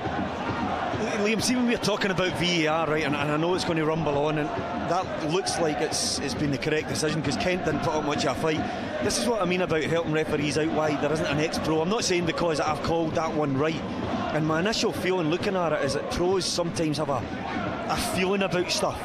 And I just wonder whether we can get that ex-pros or people on who have played the game to help referees out in terms of that, in terms of decisions, because it will come down to opinion. But can we help the guys? Kilmarnock giving it away. Forrest trying to win it back for Hearts down in the near side. Kilmarnock boots it off him and out for a Rangers throw-in on this near side. So 3-0 to Celtic, 2-0 to St Johnstone, 1-0 to Kilmarnock, 2-0 to Rangers here. You can see the way this is going, they'll score more. They've had 2 ruled out for offside. Hearts have survived a penalty which was awarded by John Beaton, who overruled the decision himself in the wake of that. It remains 0-0 early in the second half at Pittodrie. They're a few minutes behind given the length of injury time there was there. 54 minutes just about played. Hearts 0, Rangers 2. St Mirren looking to take advantage of the numerical advantage. I have to say that the controversy that I was discussing about when it came to Ross McCrory's red card came from the official Aberdeen Twitter feed, which described the red card to McCrory as controversial, as Kai Rowles picks up on the right hand side of the Hearts defence, rolls it forward there to Forrest, and he goes back to Rowles, in field to Forrest, and all the way back to Xander Clark. 54, Hearts 0, Rangers 2. A good few minutes spent on that VAR check as Morelos slips, and a rare cheer for the Hearts supporters. Rowles forward to Kilmarnock, and now it's out with Sibic, who moves it infield to Forrest, who plays it off Barisic, and out for a Hearts throw-in. You know what this place is like, Neil? If Hearts get the next goal, it could turn the game. But it looks a tall order for them, but that's what Tynecastle could do. It doesn't help when Kai Rowles boots the ball out of play from the right hand side of the pitch, square out to the far side, main stand side, now for the Rangers throw. Under not a great deal of pressure, no pressure as well. Well, you're right. I think if Hearts have survived up to now at 2-0 through big Xander Clark's expertise in goal, if they get one, of course, back in play, for the atmosphere will kick off in here. It's brilliant play by Shanklin, but he didn't have the pass to match as he looked for Ginnelly. Rangers pick up with Kamara, flicks it forward. Morelos picks it up now and pushes it through to Sakala, who's in here. He's in behind. Sakala, 3-0. Yeah, offside. But the flag's up. But for the third time this evening, Rangers have the ball in the net, and it's ruled out for offside. He's annoyed he's not timed that to perfection. Looked like 3 all the way. Sakala's had 2 of those goals chalked off, and it stays Hearts 0, Rangers 2. If Hearts come back into this game and take something from it, they've had to weather some storms. A charmed life, shall we say, but I thought he was just off. Thought he went a fraction too early. Good ball from Morelos. Cochrane is late getting back in. He knows he completely gives up Liam, because he knows if he makes contact there, he's off the pitch. But a really good finish from Sakala. I mean, how many times are they going to get away with that one though? It's tight again. Yeah, again, we're hearing the replays suggest that that's an extremely tight decision. And I think we're just waiting for the official check to be over. In fact, he might well be onside here, is what we're hearing. We'll get confirmation of that in a moment. I think he was goal side of Cochrane. It's whether someone else played him on. Offside? No play on yet. Yeah, offside stands. So no goal. Hearts breathe again. Hearts beat again. They're so sharp, Rangers, though, aren't they? It's another dreadful ball. It's Cochrane this time, as it breaks fortuitously to Rowles, who goes back to his goalkeeper, and Xander Clark clears.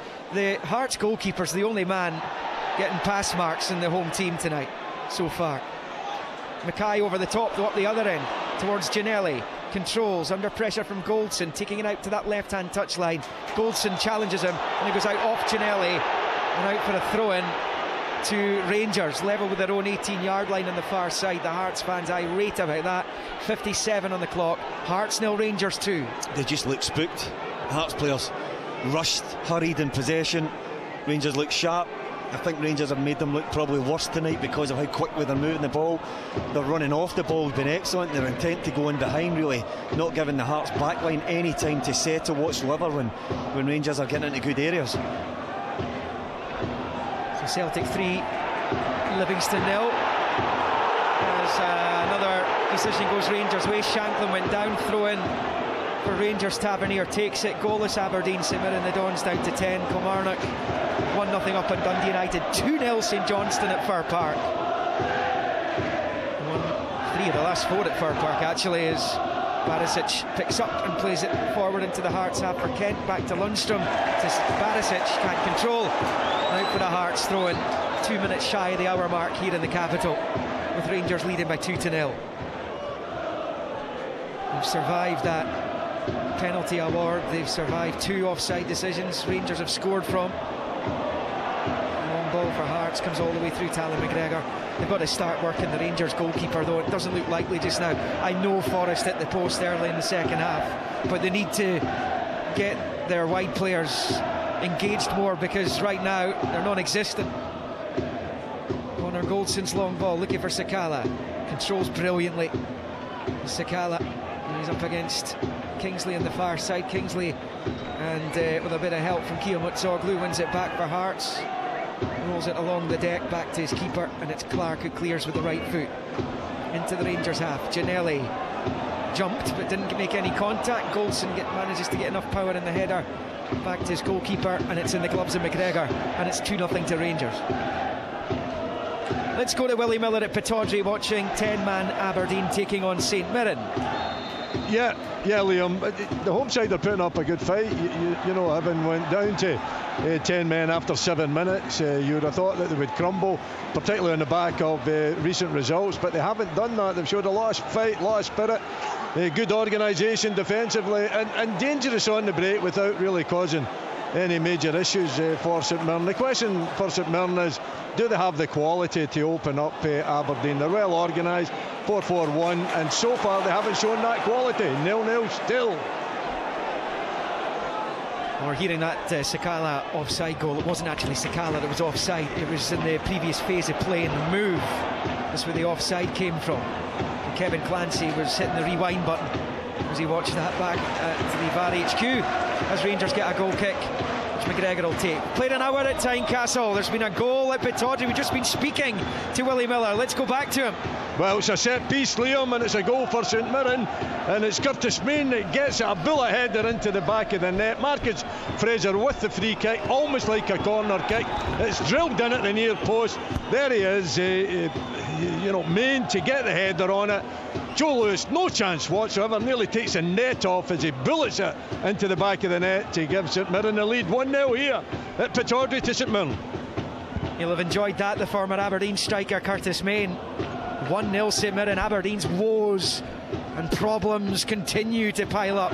Here's Morelos picking it up, can't control it, might be an offside anyway. In fact, he was. The flag's gone up now, and Keo Mutsoglu wanted to take a quick free kick. He has to bowl it back to Snodgrass, who does take it, takes it short left to Kingsley. So 1-0 to St Mirren. I'm going to put some daylight between themselves and Aberdeen in that top 6 for the Buddies, who've been poor away from home, as poor as Motherwell have been at home. St Mirren on their travels have not managed to pick up the kind of results Stephen Robinson has been leading them to in their own stadium in Paisley. As Tavernier picks up now, he's driving forward across the halfway line, rolls it infield to Tillman. Tillman takes a heavy touch and allowed the challenge from Rowells, but it breaks to Kamara. Now it's with Morelos, left hand side of the box, the overlapping Kamara. Kamara's level with the 6-yard line, forced back the way by Civic. Infield to Kent, back to Barisic, rolls it to Kamara, to Barisic again, forward to Kent, then to Barisic, and now it's with Kamara. Back towards the halfway line for Davis. And then Glenn Kamara to Kent. They've slowed it down, but they're looking to pick Hearts off here and looking for that third goal that would finish this as a contest. Barisic driving at Civic. He's managed to get his cross in, loops it into the 6-yard area. Clark's dropped it. Morelos tees up Sakala, who hits it over the crossbar, and Sander Clark's blushes are spared. It stays Hearts 0, Rangers 2 on 62. There's a few Hearts players making big mistakes tonight. Sander Clark has been the saviour of this game, still been in play and in touch for Hearts, but he made a big error there. And when it dropped to Morelos, he teed up Sakala. I have to say Cochrane did ever so well to put him under pressure, but the little man just lacks that wee bit of composure sometimes, doesn't he? I know he scored that one that was ruled offside with good composure, but that time just required just an assured finish, make sure it goes under the bar, but he didn't. He smashes it high and wide, and that is just a yet again another let off for this Hearts side. Robert Snodgrass was talking to us after the derby at Easter Road in the Cup a week and a half ago, and he said their target is to try and find a way of splitting Celtic and Rangers. Looks a fair way off at the moment as Mackay squares it to Forrest. Hearts looking for a goal back into this. Civic has it, encouraged to shoot, gets it to Forrest. Forrest shoots and McGregor holds on. Just didn't quite get the lift and trajectory on the shot that he needed to get it into that top left corner. McGregor made it look very simple, to be fair, and it stays Hearts 0, Rangers 2 on 63.5. Opened up for Civic, didn't it? Just a little bit. A wee bit of light in front of the Rangers 18-yard line when they pushed it to Forrest. Didn't quite connect. I think there was a little deflection on the way through as well, and the danger was gone. But you just wouldn't be surprised, Liam, because of how much sustained pressure Hearts have been under, if they would nick one and just ignite this game. How big's the gap just now? I know Celtic are away 9 points clear of Rangers at the moment. When you look at the top two in the rest, when you compare it to the Rangers team you were in, the Rangers teams under Advocat McLeish, the Celtic team under O'Neill 20 odd year ago, where does this stand right now in your opinion? This Rangers side? No, the gap between the top two and the rest. Well, I think even back then there was a huge gap. I think it's comparable, Liam, I would say. A lot of people have a different opinion of that, but I think it's comparable. Right now, before the game, I'm saying that they're so closely matched, both in brilliant form, but this has been a mismatch tonight. But I would put that down to the start of the game that Hearts put in, and then it's just been festering away. I know Robbie's tried to change it with personnel and shape, but they've never got to grips with the game at all, and I think it's very uncharacteristic in what we've seen since the World Cup break from Hearts. But yeah, I think there's always going to be a gap. It's always going to be difficult. This was a barometer tonight, but I don't think it's a fair reflection because the shape was all wrong. The personnel choice was all wrong. Unbeaten in the last 10 coming into this one, Hearts, since the defeat at Ibrox. 6 wins, 4 draws. Elsewhere tonight, Aberdeen 0, St Mirren 1, Celtic 3, Livingston 0, Kilmarnock 1, Dundee United 0, Motherwell 0, St Johnstone 2. Here at Tynecastle, 65 minutes played, 2-0 to Rangers. Last night, Ross County 1, Hibs 1. Here comes Kamara for Rangers, dancing into the box. The outside of the boot, across it comes, blocked in the 6-yard line by Kingsley. Lovely touch by Forrest to get away from Lundstrom, then takes it back out to this near side when he'd 3 players off to his left. Gives it away. Lundstrom driving forward for Rangers now. Out to the left-hand side for Barisic, level with the Hearts penalty spot. Back up the line for Lundstrom, infield for Kent, now with Kamara, and back to John Lundstrom. Infield for Glenn Kamara, and back onto the halfway line for Ben Davis. Now it's with Goldson right of the centre circle to the right-hand side for Tavernier. 66th minute of the match. Still Rangers looking for the third that would kill this off. Long ball for Sakala. Now Rell's playing him on. Rell's playing him onside. It's Sakala. Morelos! 3-0 this time. Again, isn't he? No, the flag was up for the 4th time against Rangers. 2 for Morelos and 2 for Sakala. Offside. And for the 2nd time, we immediately call 3-0. And it stays at 2. Hearts survive another bullet. Oh, it's a long ball from Goldson. Sakala again. I have no idea where Cochrane's going. I think he gets dragged in to the movement. Now, whether it's a brave piece of defending where he steps out to catch Sakala offside, if it is, well done, son. But I thought he got it all wrong. I thought he gets sucked in, and Sakala just dipped and went over the top. And what a pass across the face of goal. And then Morelos taps it in, but another let off coming. But I tell you, that looked really close to me. It's tight again. I thought initially Kai Rowles was playing Sakala onside there. Yeah, I think he was deep as well. Well, we're talking millimetres here by all accounts. Yeah, it's the centre-back position it's playing him on. I mean, he totally does Cochrane, I believe, with the movement. Here is the latest VAR check. And I tell you, if he's onside, Sakala does great because he goes inside, he eliminates Cochrane, recovering to him, and he fizzes a little pass with a good bit of bend to take out the goalkeeper for a tap-in for Morelos. Thank you very much. Alfredo Morelos is standing hands on hips right beside John Beaton. Not that he can put any kind of pressure on the if this is match a goal, official. I hope he doesn't go and wind up the Hearts fans again, because he's done it with the last 2 and there's no need for it. He's in John Beaton's face. John Beaton has his right hand up to his right ear as he gets some guidance from Kevin Clancy as to whether this is onside or not. 3 times Rangers have had the ball in the net and it's been ruled out for offside this evening. They lead 2-0 and John Beaton says goal! Morelos! There he's away again, look. The boy's an idiot. He's coming over again, slides in his knees, points down at the pitch in front of the Wheatfield stand in the school end. But the big story is that Alfredo Morelos has made it 3-0 with his 9th goal of the season. He loves it at Tynecastle. 22 to play. Heart of Midlothian 0, Rangers 3, and the Hearts fans are heading.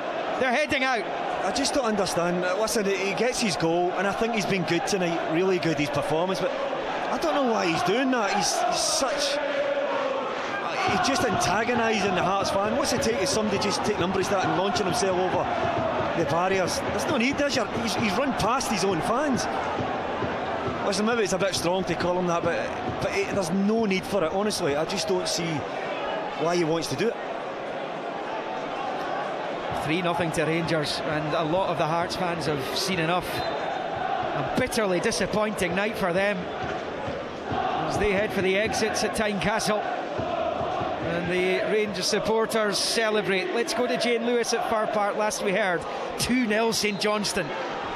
Yeah, that's still the case here, and St Johnstone certainly still with plenty of possession as they're making a couple of changes now as this game reaches almost 70 minutes in. John Obika, one of 3 deadline day signings from a Motherwell point of view. The former St Mirren striker, of course, has come on from a Motherwell point of view as Stevie Hamill looks to try and get back into this game, but it's looking like a real uphill battle for Stevie Hamill's side right now. St Johnstone are certainly the more lively. Motherwell need to find more creativity. Right now it's just not happening for them. St Johnstone lead 2-0. There's a name the Hearts fans don't want to hear when they've just gone 3-0 down to Rangers. John Obika scored that really important goal for St Mirren that ultimately sent Hearts down. Of course, those controversial relegations for Hearts, Partick Thistle and Stranraer, when the game was stopped because of the pandemic. It is 3-0 to Rangers Lots here. of Rangers Hearts fans leaving, Liam, as well. Very unhappy tonight. Poor performance. We're going to go somewhere else. I've forgot where it was we were going to go for the next update. Ceredian Rugby Park. Rugby Park, Kilmarnock, where it's still Killy 1, Dundee United 0. 72 minutes played here. Still Danny Armstrong's cracking goal separating sides. I've no idea though how we've not had another goal in this second half. Doidge was clean through for Killy but blasted over. Vassell was clean through and the goalie blocked. And then for Dundee United, Ross Graham nudged the header inches over the crossbar, but still 1 goal between the sides, and it has gone for Kilmarnock. Neil, this is the second place side in the league leading the third place side 3-0. It's 8-0 in the aggregate scoreline between these two in the league this season. It paints a very bleak picture, doesn't it, about how far away Hearts are as the third best side, and comfortably the third best side in the country. How far away they are from Rangers, and then Celtic again 9 points further ahead of that. But again, Liam, I'm going to put it down to the decision. And listen, Robbie's decided that something's on it. That he wants to try something a bit aggressive, a bit different. It just hasn't worked. Hasn't worked at all, Neil. Let's go to Brian for a Hearts change. Yeah, Utara Oda made his first start for the club at the weekend at Livingston. He's coming on for the last 19 minutes or so. The player being replaced, George Janelle, he's just gone straight up the tunnel. I don't think he's too happy with his performance, or indeed his team's performance tonight. They trailed by 3-0. Major reality check for Hearts. For Rangers, this is a wonderful scoreline for them, because this is coming to this game. Michael Beale would have looked at the fixture list and he said that's the big one here. This is a tough one. Well, I said before the game, Liam, that they had to be at their absolute best to get something from this. But I have to say, I think they've been brilliant tonight. It's as good as I've seen them play for a little bit in terms of how crisp, how hungry they are all to get on the ball. They're moving it quick. Sakara, for me, main man, prepared to go over the top. Energy, he's been good coming shot, constant threat, constant menace, making goals, he's scoring goals. He's been absolutely superb. It's Toby Sibbick in possession for Hearts, across halfway with a pass for Shankland, and now back to Sibbick, and now back with Kai Rowles, who's had a torrid evening, as most in the maroon and white have tonight. Was Morelos booked for that, going in? Didn't see one. No, I wasn't sure if he got a yellow or not. I thought John Beaton was going towards him. Yeah, he likes to give it back to the Hearts fans, Morelos. It's not the first time he's done that here at Tynecastle. As Shanklin picks up good control from him, he moves it back to Kilmarnock, who's in possession here. Hearts next game, they welcome Dundee United here on Saturday. Rangers host Ross County.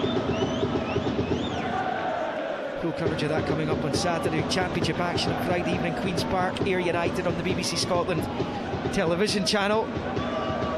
In the weekend, Premiership action rounded off on Sunday as St Johnstone host Celtic at noon.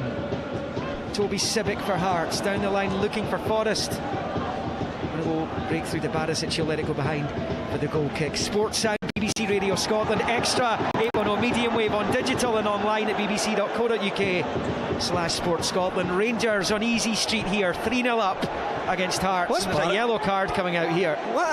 Listen, I don't agree with this whatsoever. I don't like it.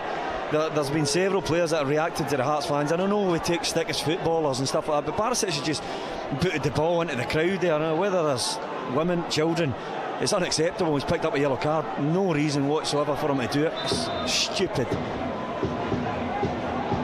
It's going to be a goal kick here for Rangers. Alan McGregor over it. 16 minutes of the 90 to play. 10-man Aberdeen 0, St Mirren 1. Curtis Main, former Aberdeen striker, adding to his goal scored against Motherwell at the weekend. He's not a regular goal scorer by any stretch, Curtis Main, but that is 2 huge goals for the Buddies. They lead Aberdeen 1-0 at Pittodrie. It's a venue they don't win terribly often at. It's John Lundstrom is yellow carded as well. I think it was for booting the ball away after the play and stop. That's another cheap yellow card, this time for Lundstrom. Celtic 3-0 up against Livingston. The goals coming in the first half. Kyogo's 21st of the season amongst that. The Armstrong goal, Kilmarnock 1, Dundee United 0, Motherwell 0, St Johnstone 2 at Fir Park. Here it's 3-0 to Rangers, and Brian can bring us news of a couple of Rangers changes. Yeah, I think there's going to be 3 in total. Ryan Jack is on for Malik Tillman. Number 14, Ryan Kent, is going to be replaced by Todd Cantwell, and Antonio Cholak is also going to be coming on. We're just waiting to see exactly who will be. It would be no surprise at all if it was Alfredo Morelos. Indeed, it is Alfredo Morelos. So no hat-trick for the Colombian this evening. 2 goals, but what a performance from Rangers tonight. Yeah, listen, Morelos, he's the pantomime villain at many places he goes to, but the Rangers fans love him to bits, and he's got 2 goals, and that, Neil, taking away all the pantomime stuff that went on tonight with the supporters, it's 2 goals for Morelos at Tynecastle. He loves scoring here, but that'll do his confidence the world of good. Yeah, I thought he was better on Saturday, and I think he was really good tonight.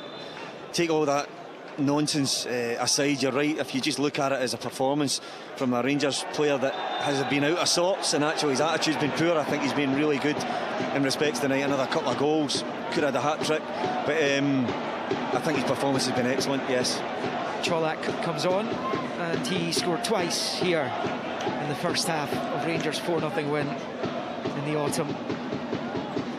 Civic collects on this near side and goes all the way back to Rowles.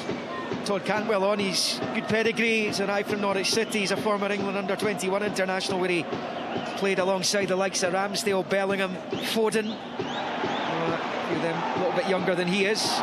Cantwell on the ball here. Snodgrass wins it back off him. And now it's with Shanklin for Forrest into the path of Sibic. Cross halfway, Barisic out of position. Sibic driving forward.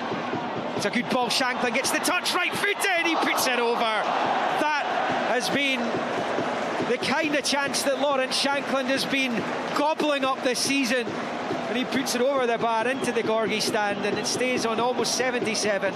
Hearts 0, Rangers 3. You would have put white hot Shanklin. You would have put your money on him scoring there. Yeah, he's not. He's feeding off of scraps tonight, isn't he? He's watched his run through the middle there. He's breaking his neck. Liam, he knows that he needs to get into the penalty box, and Sibic actually found him with a brilliant ball. Maybe a slight bit of weight on it too much. He takes a heavy touch and just is unable to put it by McGregor. There's a penalty at Pittodrie. Last we heard St Mirren leading the 10 men 1-0. Willie Miller.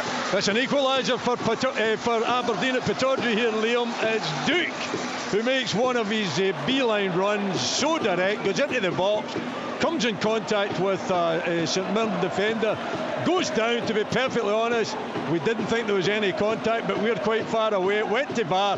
VAR gave it. Majowski stepped up, and slotted it home to give Aberdeen the first chance of the second half, and an equaliser. 1-1 here at Pittodrie. Be bitterly disappointed for Stephen Robinson, that's for sure, given the away travails that they have had this season. To be 1-0 up against 10 men and to be pulled back will be highly annoying for him. It does sound as though Willie's first opinion was that it wasn't, but there you go. One apiece. Miovski scoring as Hearts come forward. It's a chance here which is blasted over by Oda, and that's going to be a goal kick to Rangers. It's another decent little bit of play in the final third for Hearts. The problem is the horse has bolted. 3-0 down with about 11 and a half of the 90 left here. Yeah, but they have showed a little bit of intent. Oda up top, Shanklin just off him. They put Rangers under a little bit of pressure. You would feel that, I mean, it's all Robbie can ask now is a reaction. The game is gone. They don't want to concede again, but they would like to get one back. Yeah, most clubs out with the top two will look at a game against Celtic or Rangers, in particular Celtic just now, but they'd look at the games against the big two, and they would suggest that their season's not going to be judged on what they do against Rangers and Celtic. But Hearts right now are in a place where they're, these games do count in that regard. Yeah, I think the fans rolled in here tonight. We all thought, well, I certainly did when asked my opinion. I think the fans rolled in here. The atmosphere was electric, and I think they felt that maybe had a chance of getting something from this game. It's been a while since they've beaten them, a few years now. Liam Boyce in his debut scored that late goal in their last league win over Hearts. Rangers have won 7 of their last 8 trips to Edinburgh to take them on league business, and that's the only exception. January 2020, Boyce scored and set the other up after Kent had given Rangers the lead. Cantwell fouled in the midfield, and Kilmarnock is the latest to be booked. Or is it Snodgrass? They were both having a nibble at him, and it's Snodgrass who gets the yellow. Beautiful take, isn't it, from Todd Cantwell in that 10 position. Just lets the ball run through, takes it on the standing foot, faces up the game, and Snodgrass can do nothing but pull him back. He knows it Cantwell's goal side, trying to wrestle into a position where he could do it fairly, but unable to do so. Be no look for the Rangers supporters at their latest addition in Nicolas Rascan, who joined from Standard Liège, where he's been playing under the former Celtic boss Ronnie Dyla. He hasn't got his work permit as yet. You may well see him against Ross County on Saturday. Hearts in possession with Kingsley. It's another poor ball. He has been a magnificent signing for Hearts, but he's had an awful night, Stephen Kingsley. Yeah, his distribution's been really, really poor. Unlike him, I have to say, he's normally got a very trusty left foot. He's not found his range whatsoever tonight. He's not found his feel for weights of pass, never mind accuracy. Final 10 minutes here at Tynecastle with Rangers 3-0 up. It is with Forrest, who lashes it forward up towards halfway. Rangers pinch it back with Lundstrom, dancing out to this near side against great footwork by John Lundstrom, and another who's had an excellent evening's work. It's Cantwell's barged to the ground by Kilmarnock, and that's going to be a free kick to Rangers midway inside Hearts territory, and Cantwell takes it quickly back into the centre circle for Goldson, who finds Ryan Jack. Short ball by Jack to Tavernier, and Jack again into Cholak, flicks it forward to Cantwell, breaks Sakala's way, the edge of the box, he shoots and wildly lashes it over the crossbar. He deserves a goal for his performance tonight, Vashin Sakala. He does, yeah. Again, just smashing it. He had an opportunity to play a little slide pass for Cholak, who had broken the line, but again, Cantwell's awareness round about that number 10 position has been really good, impressive so far. But yeah, Sakala, I think to top off his performance tonight, although he's not been on the score sheet, I think his performance is absolutely merited one. Rolls for Kingsley, right-footed low ball out to Cochrane over on the far side. Infield it comes to Shankland, not the best first touch, but he's able to get himself out of that. Lawrence Shankland of 4 or 5 years ago, they've been struggling to get back onto that. He's such a good athlete these days.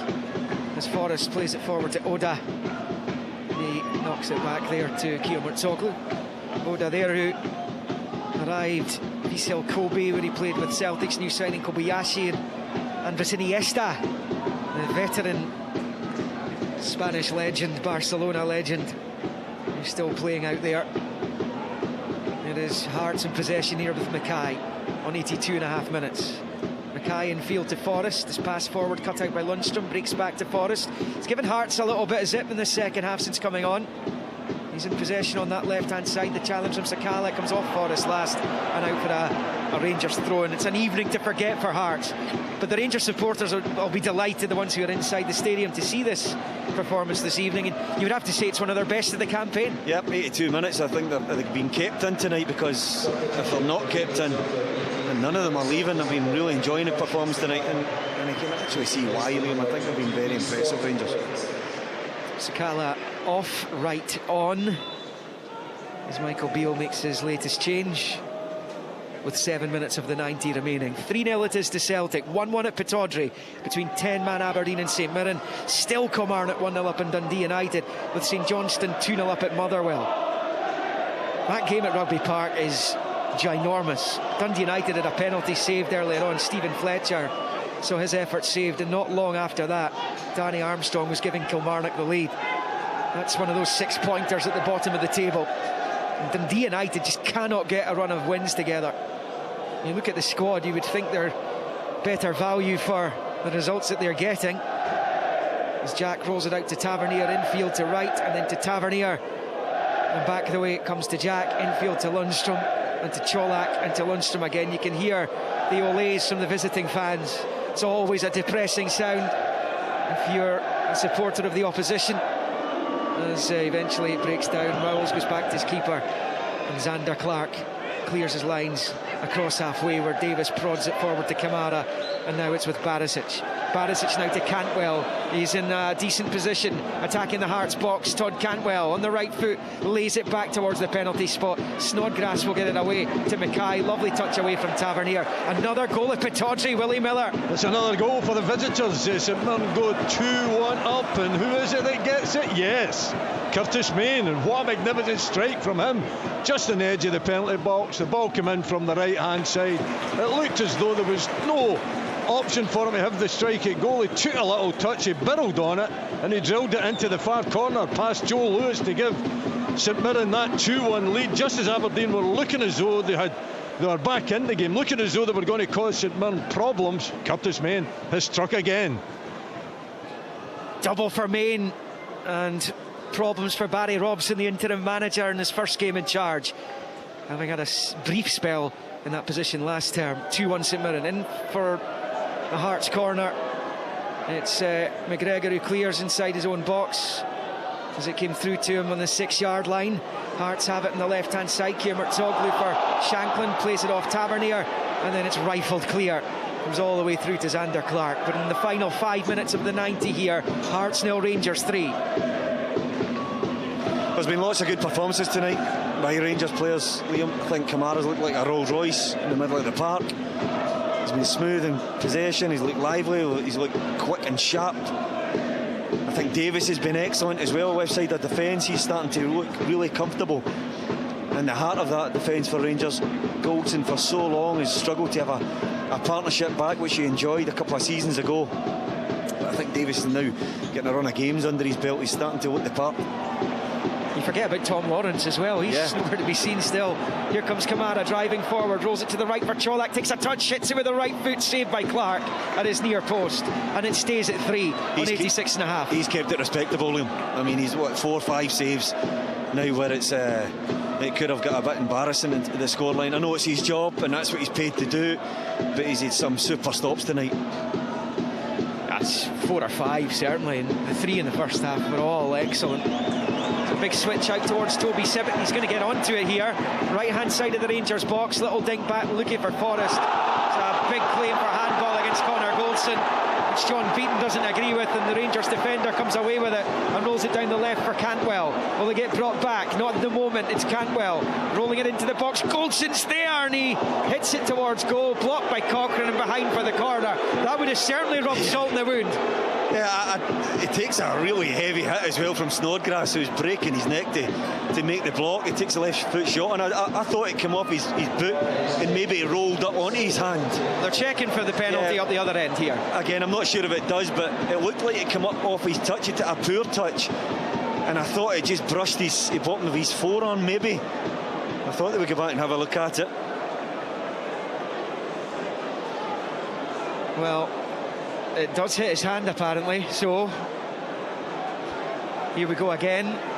We'll find out in a moment. It's a Rangers corner if it's not a Hearts penalty. Highlights of this evening's match is 11:10 on BBC One Scotland with Sports Scene. Highlights of this one and the other 4 games taking place this evening. 3-0 Celtic, all the goals coming in the first half. 2-1 St Mirren at Pittodrie against 10-man Aberdeen. Kilmarnock 1, Dundee United 0 and Motherwell 0, St Johnstone 2. The wait goes on. Is it a penalty against Connor Goldson? Shankland wouldn't mind this, would he? Just add to his tally. I know the game's gone. No penalty. There you go. And just nothing at all happening for Hearts tonight. Rangers corner.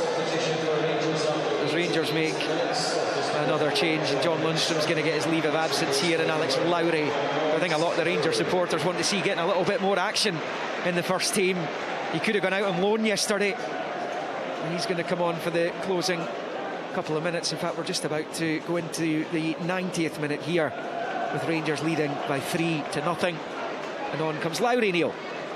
Yeah, he's a player with talent, but I tell you, he's going to have some job trying to break into this team. Hadji coming back, Cantwell, yeah.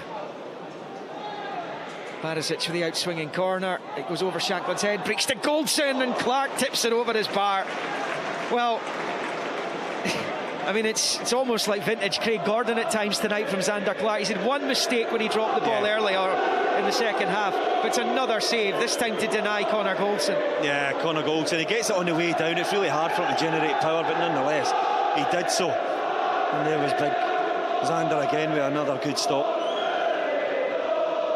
Outswinging corner for Barisic then in the final minute of the 90, and it comes headed away by Rowles. The clearance completed by Forrest. And it'll be picked up by Ben Davis inside his own half on this near side, and he rolls all the way back to Alan McGregor, who'd one save to make with the score at 1-0 when he denied Barry Mackay with his foot. Mackay may well have done better, makes it 1-1. Might be in a different story, but the problem is Hearts have been so wide open pretty much from the first minute as we go into the first of 7 minutes of injury time, and it's probably 7 minutes that Robbie Nielsen and his players could be doing without. 3-0 Rangers. Yeah, I think anybody in a maroon jersey would have been hoping that would not have been the case, but yeah, another 7 minutes to endure, and you win it back against Rangers, making it 4. Well, they could have done. They've had 4 goals ruled out for, 3 goals ruled out for offside. 3 ruled the last out, one eventually was given. Zander Clark's had about 5 saves. It could have been a sensational return from Rangers. Rangers in possession with Lowry firing it out to Barisic wide in this left-hand side. Played almost one of the 7 minutes that have been added. Lowry at the edge of the box, bends one towards goal, and Clark holds on.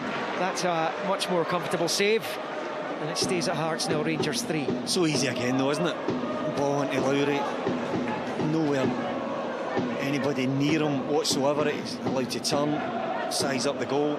Probably took the wrong option on. The reverse would have been the call of the day, but yeah, really poor.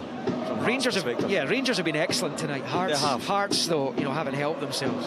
Well, that's what's made it look so easy and so much of a gap, because of how poor Hearts have been and how good Rangers have been. Generally, you don't get that exchange. They were a wee bit closer tonight. I think Hearts generally are a little bit more competitive. I think about the last couple of games, they've been aggressive, they've been putting the foot in. They haven't got near a Rangers jersey tonight. It's all over at Rugby Park. Kilmarnock have beaten Dundee United. Huge result for Derek McInnes, that one. And that Armstrong goal in the first half after Stephen Fletcher's penalty was saved. And that moves Kelly into a much nicer position. A bit of daylight as well. 3 points clear now of Dundee United, and Motherwell, who are 2-0 down to St Johnstone. Ross County picking up a big point at home to Hibs, coming from behind last night to make sure that they were able to get something out of the game.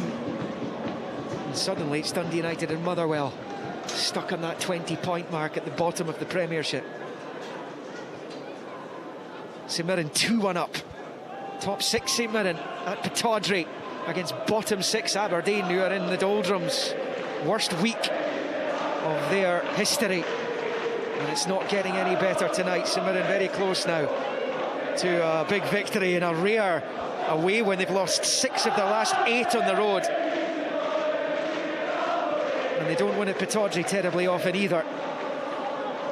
3-0 Celtic deep into stoppage time in that one at Parkhead. Not much going on in the second half by the sounds of things, certainly as far as goals are concerned. 2-0 to St Johnstone at Motherwell, as I was saying. 3-0 Rangers here.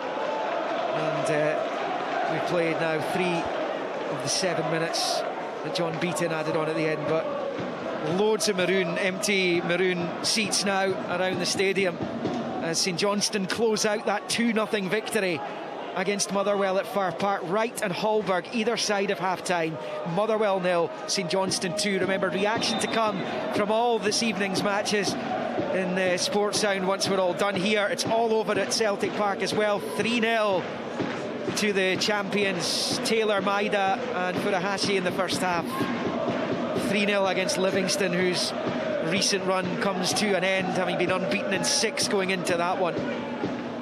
So Celtic win yet again. 100% record in the Premiership at home, and that will continue. St Mirren, if they hold on, will move into 4th in the Premiership and to within 6 points of Hearts, and they've got a game in hand. Wow. I mean, how good's that for St Mirren? And there's no sign, they need to get the away form sorted, and they're helping tonight. And okay, there's a red card in the game, but that is magnificent from Stephen Robinson and his players. No, it's absolutely incredible. Cantwell to the overlapping Barisic, fires it across, saved again by Clark, comes off Kai Rowles, didn't know much about it. Tavernier shoots, blocked by Mackay, and now it's with Jack for Lowry. Barisic wants it in the near side, he gets it from Glenn Kamara, level with the 18-yard line, bends the cross ball in, and Hearts manage to scramble it clear through Cochrane. But Xander Clark saves again. He's had 2 of those tonight. It's come off his own player, ricocheted straight at him, and he's made another terrific save. Okay, it's straight at him, but he's still got to do it. The bounce off his chest, Liam, I'm not sure if it came off reactive off an arm or it came off the chest, but nonetheless, he never knew a lot about it. Late goal at Pittodrie, Willie Miller. There's a late goal at Pittodrie, Liam. It has been checked by VAR. We're a little bit confused whether it was over the line with the first shot. We thought that Gallagher might have been offside when he put the ball into the back of the net, but VAR has given the goal, so it's either Gallagher not in an offside position, which I can't believe, or the ball was over the line. So that's my VAR report for tonight. If that's confused you, I'm certainly confused, but it's 3 to St Mirren and they lead 3-1. Another yellow card's just been shown. Should have received that one. I'm not sure, I was listening to Willie's confusion. Well, I mean, if Declan Gallagher scored that one, I mean, that just puts the tin lid on Aberdeen's 2 boys. Troubles in the last couple of weeks. 2 boys that used to wear the red. Gallagher was jettisoned by Jim Goodwin and replaced by Anthony Stewart and Liam Scales, who have not been able to defend for Toffee this season, as Shankland tries to win it back for Hearts. Deep into second half stoppage time here. Final minute of the 7. 3-0 Rangers. You were just talking about the job of Robinson. I mean, it's quite incredible. It's been structurally built on that home form. That's solid. And you say if he can string out 1 or 2 more away wins like he's done tonight, it seems, then my goodness, maybe Hearts aren't too far ahead for him. Well, there's a chance here for Scott Wright driving forward. It's good recovery actually by Rowles. Cochrane puts it out for a throw-in down by the corner flag in the final few seconds. Yes, St Mirren, as it stands, going to within 6 of Hearts with a game in hand. They win that back to 3. That is some achievement. Consider where Hearts have been recently. Hearts at home to Dundee United at the weekend as Shankland is tripped by Kamara. I make that just about time up here. John Beaton will be blowing for full time pretty shortly. Kingsley will take a free kick for Hearts, but I think this will be just about the last act of the game. We built this one up as being a real powder keg blockbuster clash in the capital, but it is Rangers who waltz away from Tynecastle with all 3 points here. They've railroaded Hearts out of their own stadium tonight, literally in some of the supporters' cases. Hundreds, if not thousands, filtered out of the stadium as the third goal went in, and in the minutes that followed, a comfortable victory it was. Robbie Nielsen might look back and question his decision to go with such an attack-minded lineup that almost sacrificed 75% of the midfield areas. As Michael Beale applauds the Rangers supporters. The first half strike from Morelos, 9 minutes into it, got Rangers off and running. The second arrived from Malik Tillman, who hooked home after Goldson headed back 10 minutes from half-time, before Morelos survived a VAR check to make it 3. 3 other goals were ruled out for offside, and Zander Clark's pulled off 5, 6, maybe even 7 or 8 saves to keep the scoreline down. Make no mistake, Rangers have come here and they have well beaten Hearts. A real reality check for the third force in this country, who have got designs on splitting the top 2. It's just simply not going to happen this season. And Hearts will welcome Dundee United here at the weekend to try and get another little run going. But Michael Beale's unbeaten start to life as Rangers manager continues. He's made the best start to a Rangers managerial stewardship since Ali McCoist in what ended up being an extremely troubled season for Rangers back in 2012. But here, as Beale walks off the pitch, to the acclaim of the Rangers supporters, it's 3 more points, and it's as you were at the summit of the Premiership, as St Mirren close the gap on Hearts in third. It finished here at Tynecastle Park. Heart of Midlothian 0, Rangers 3. Football from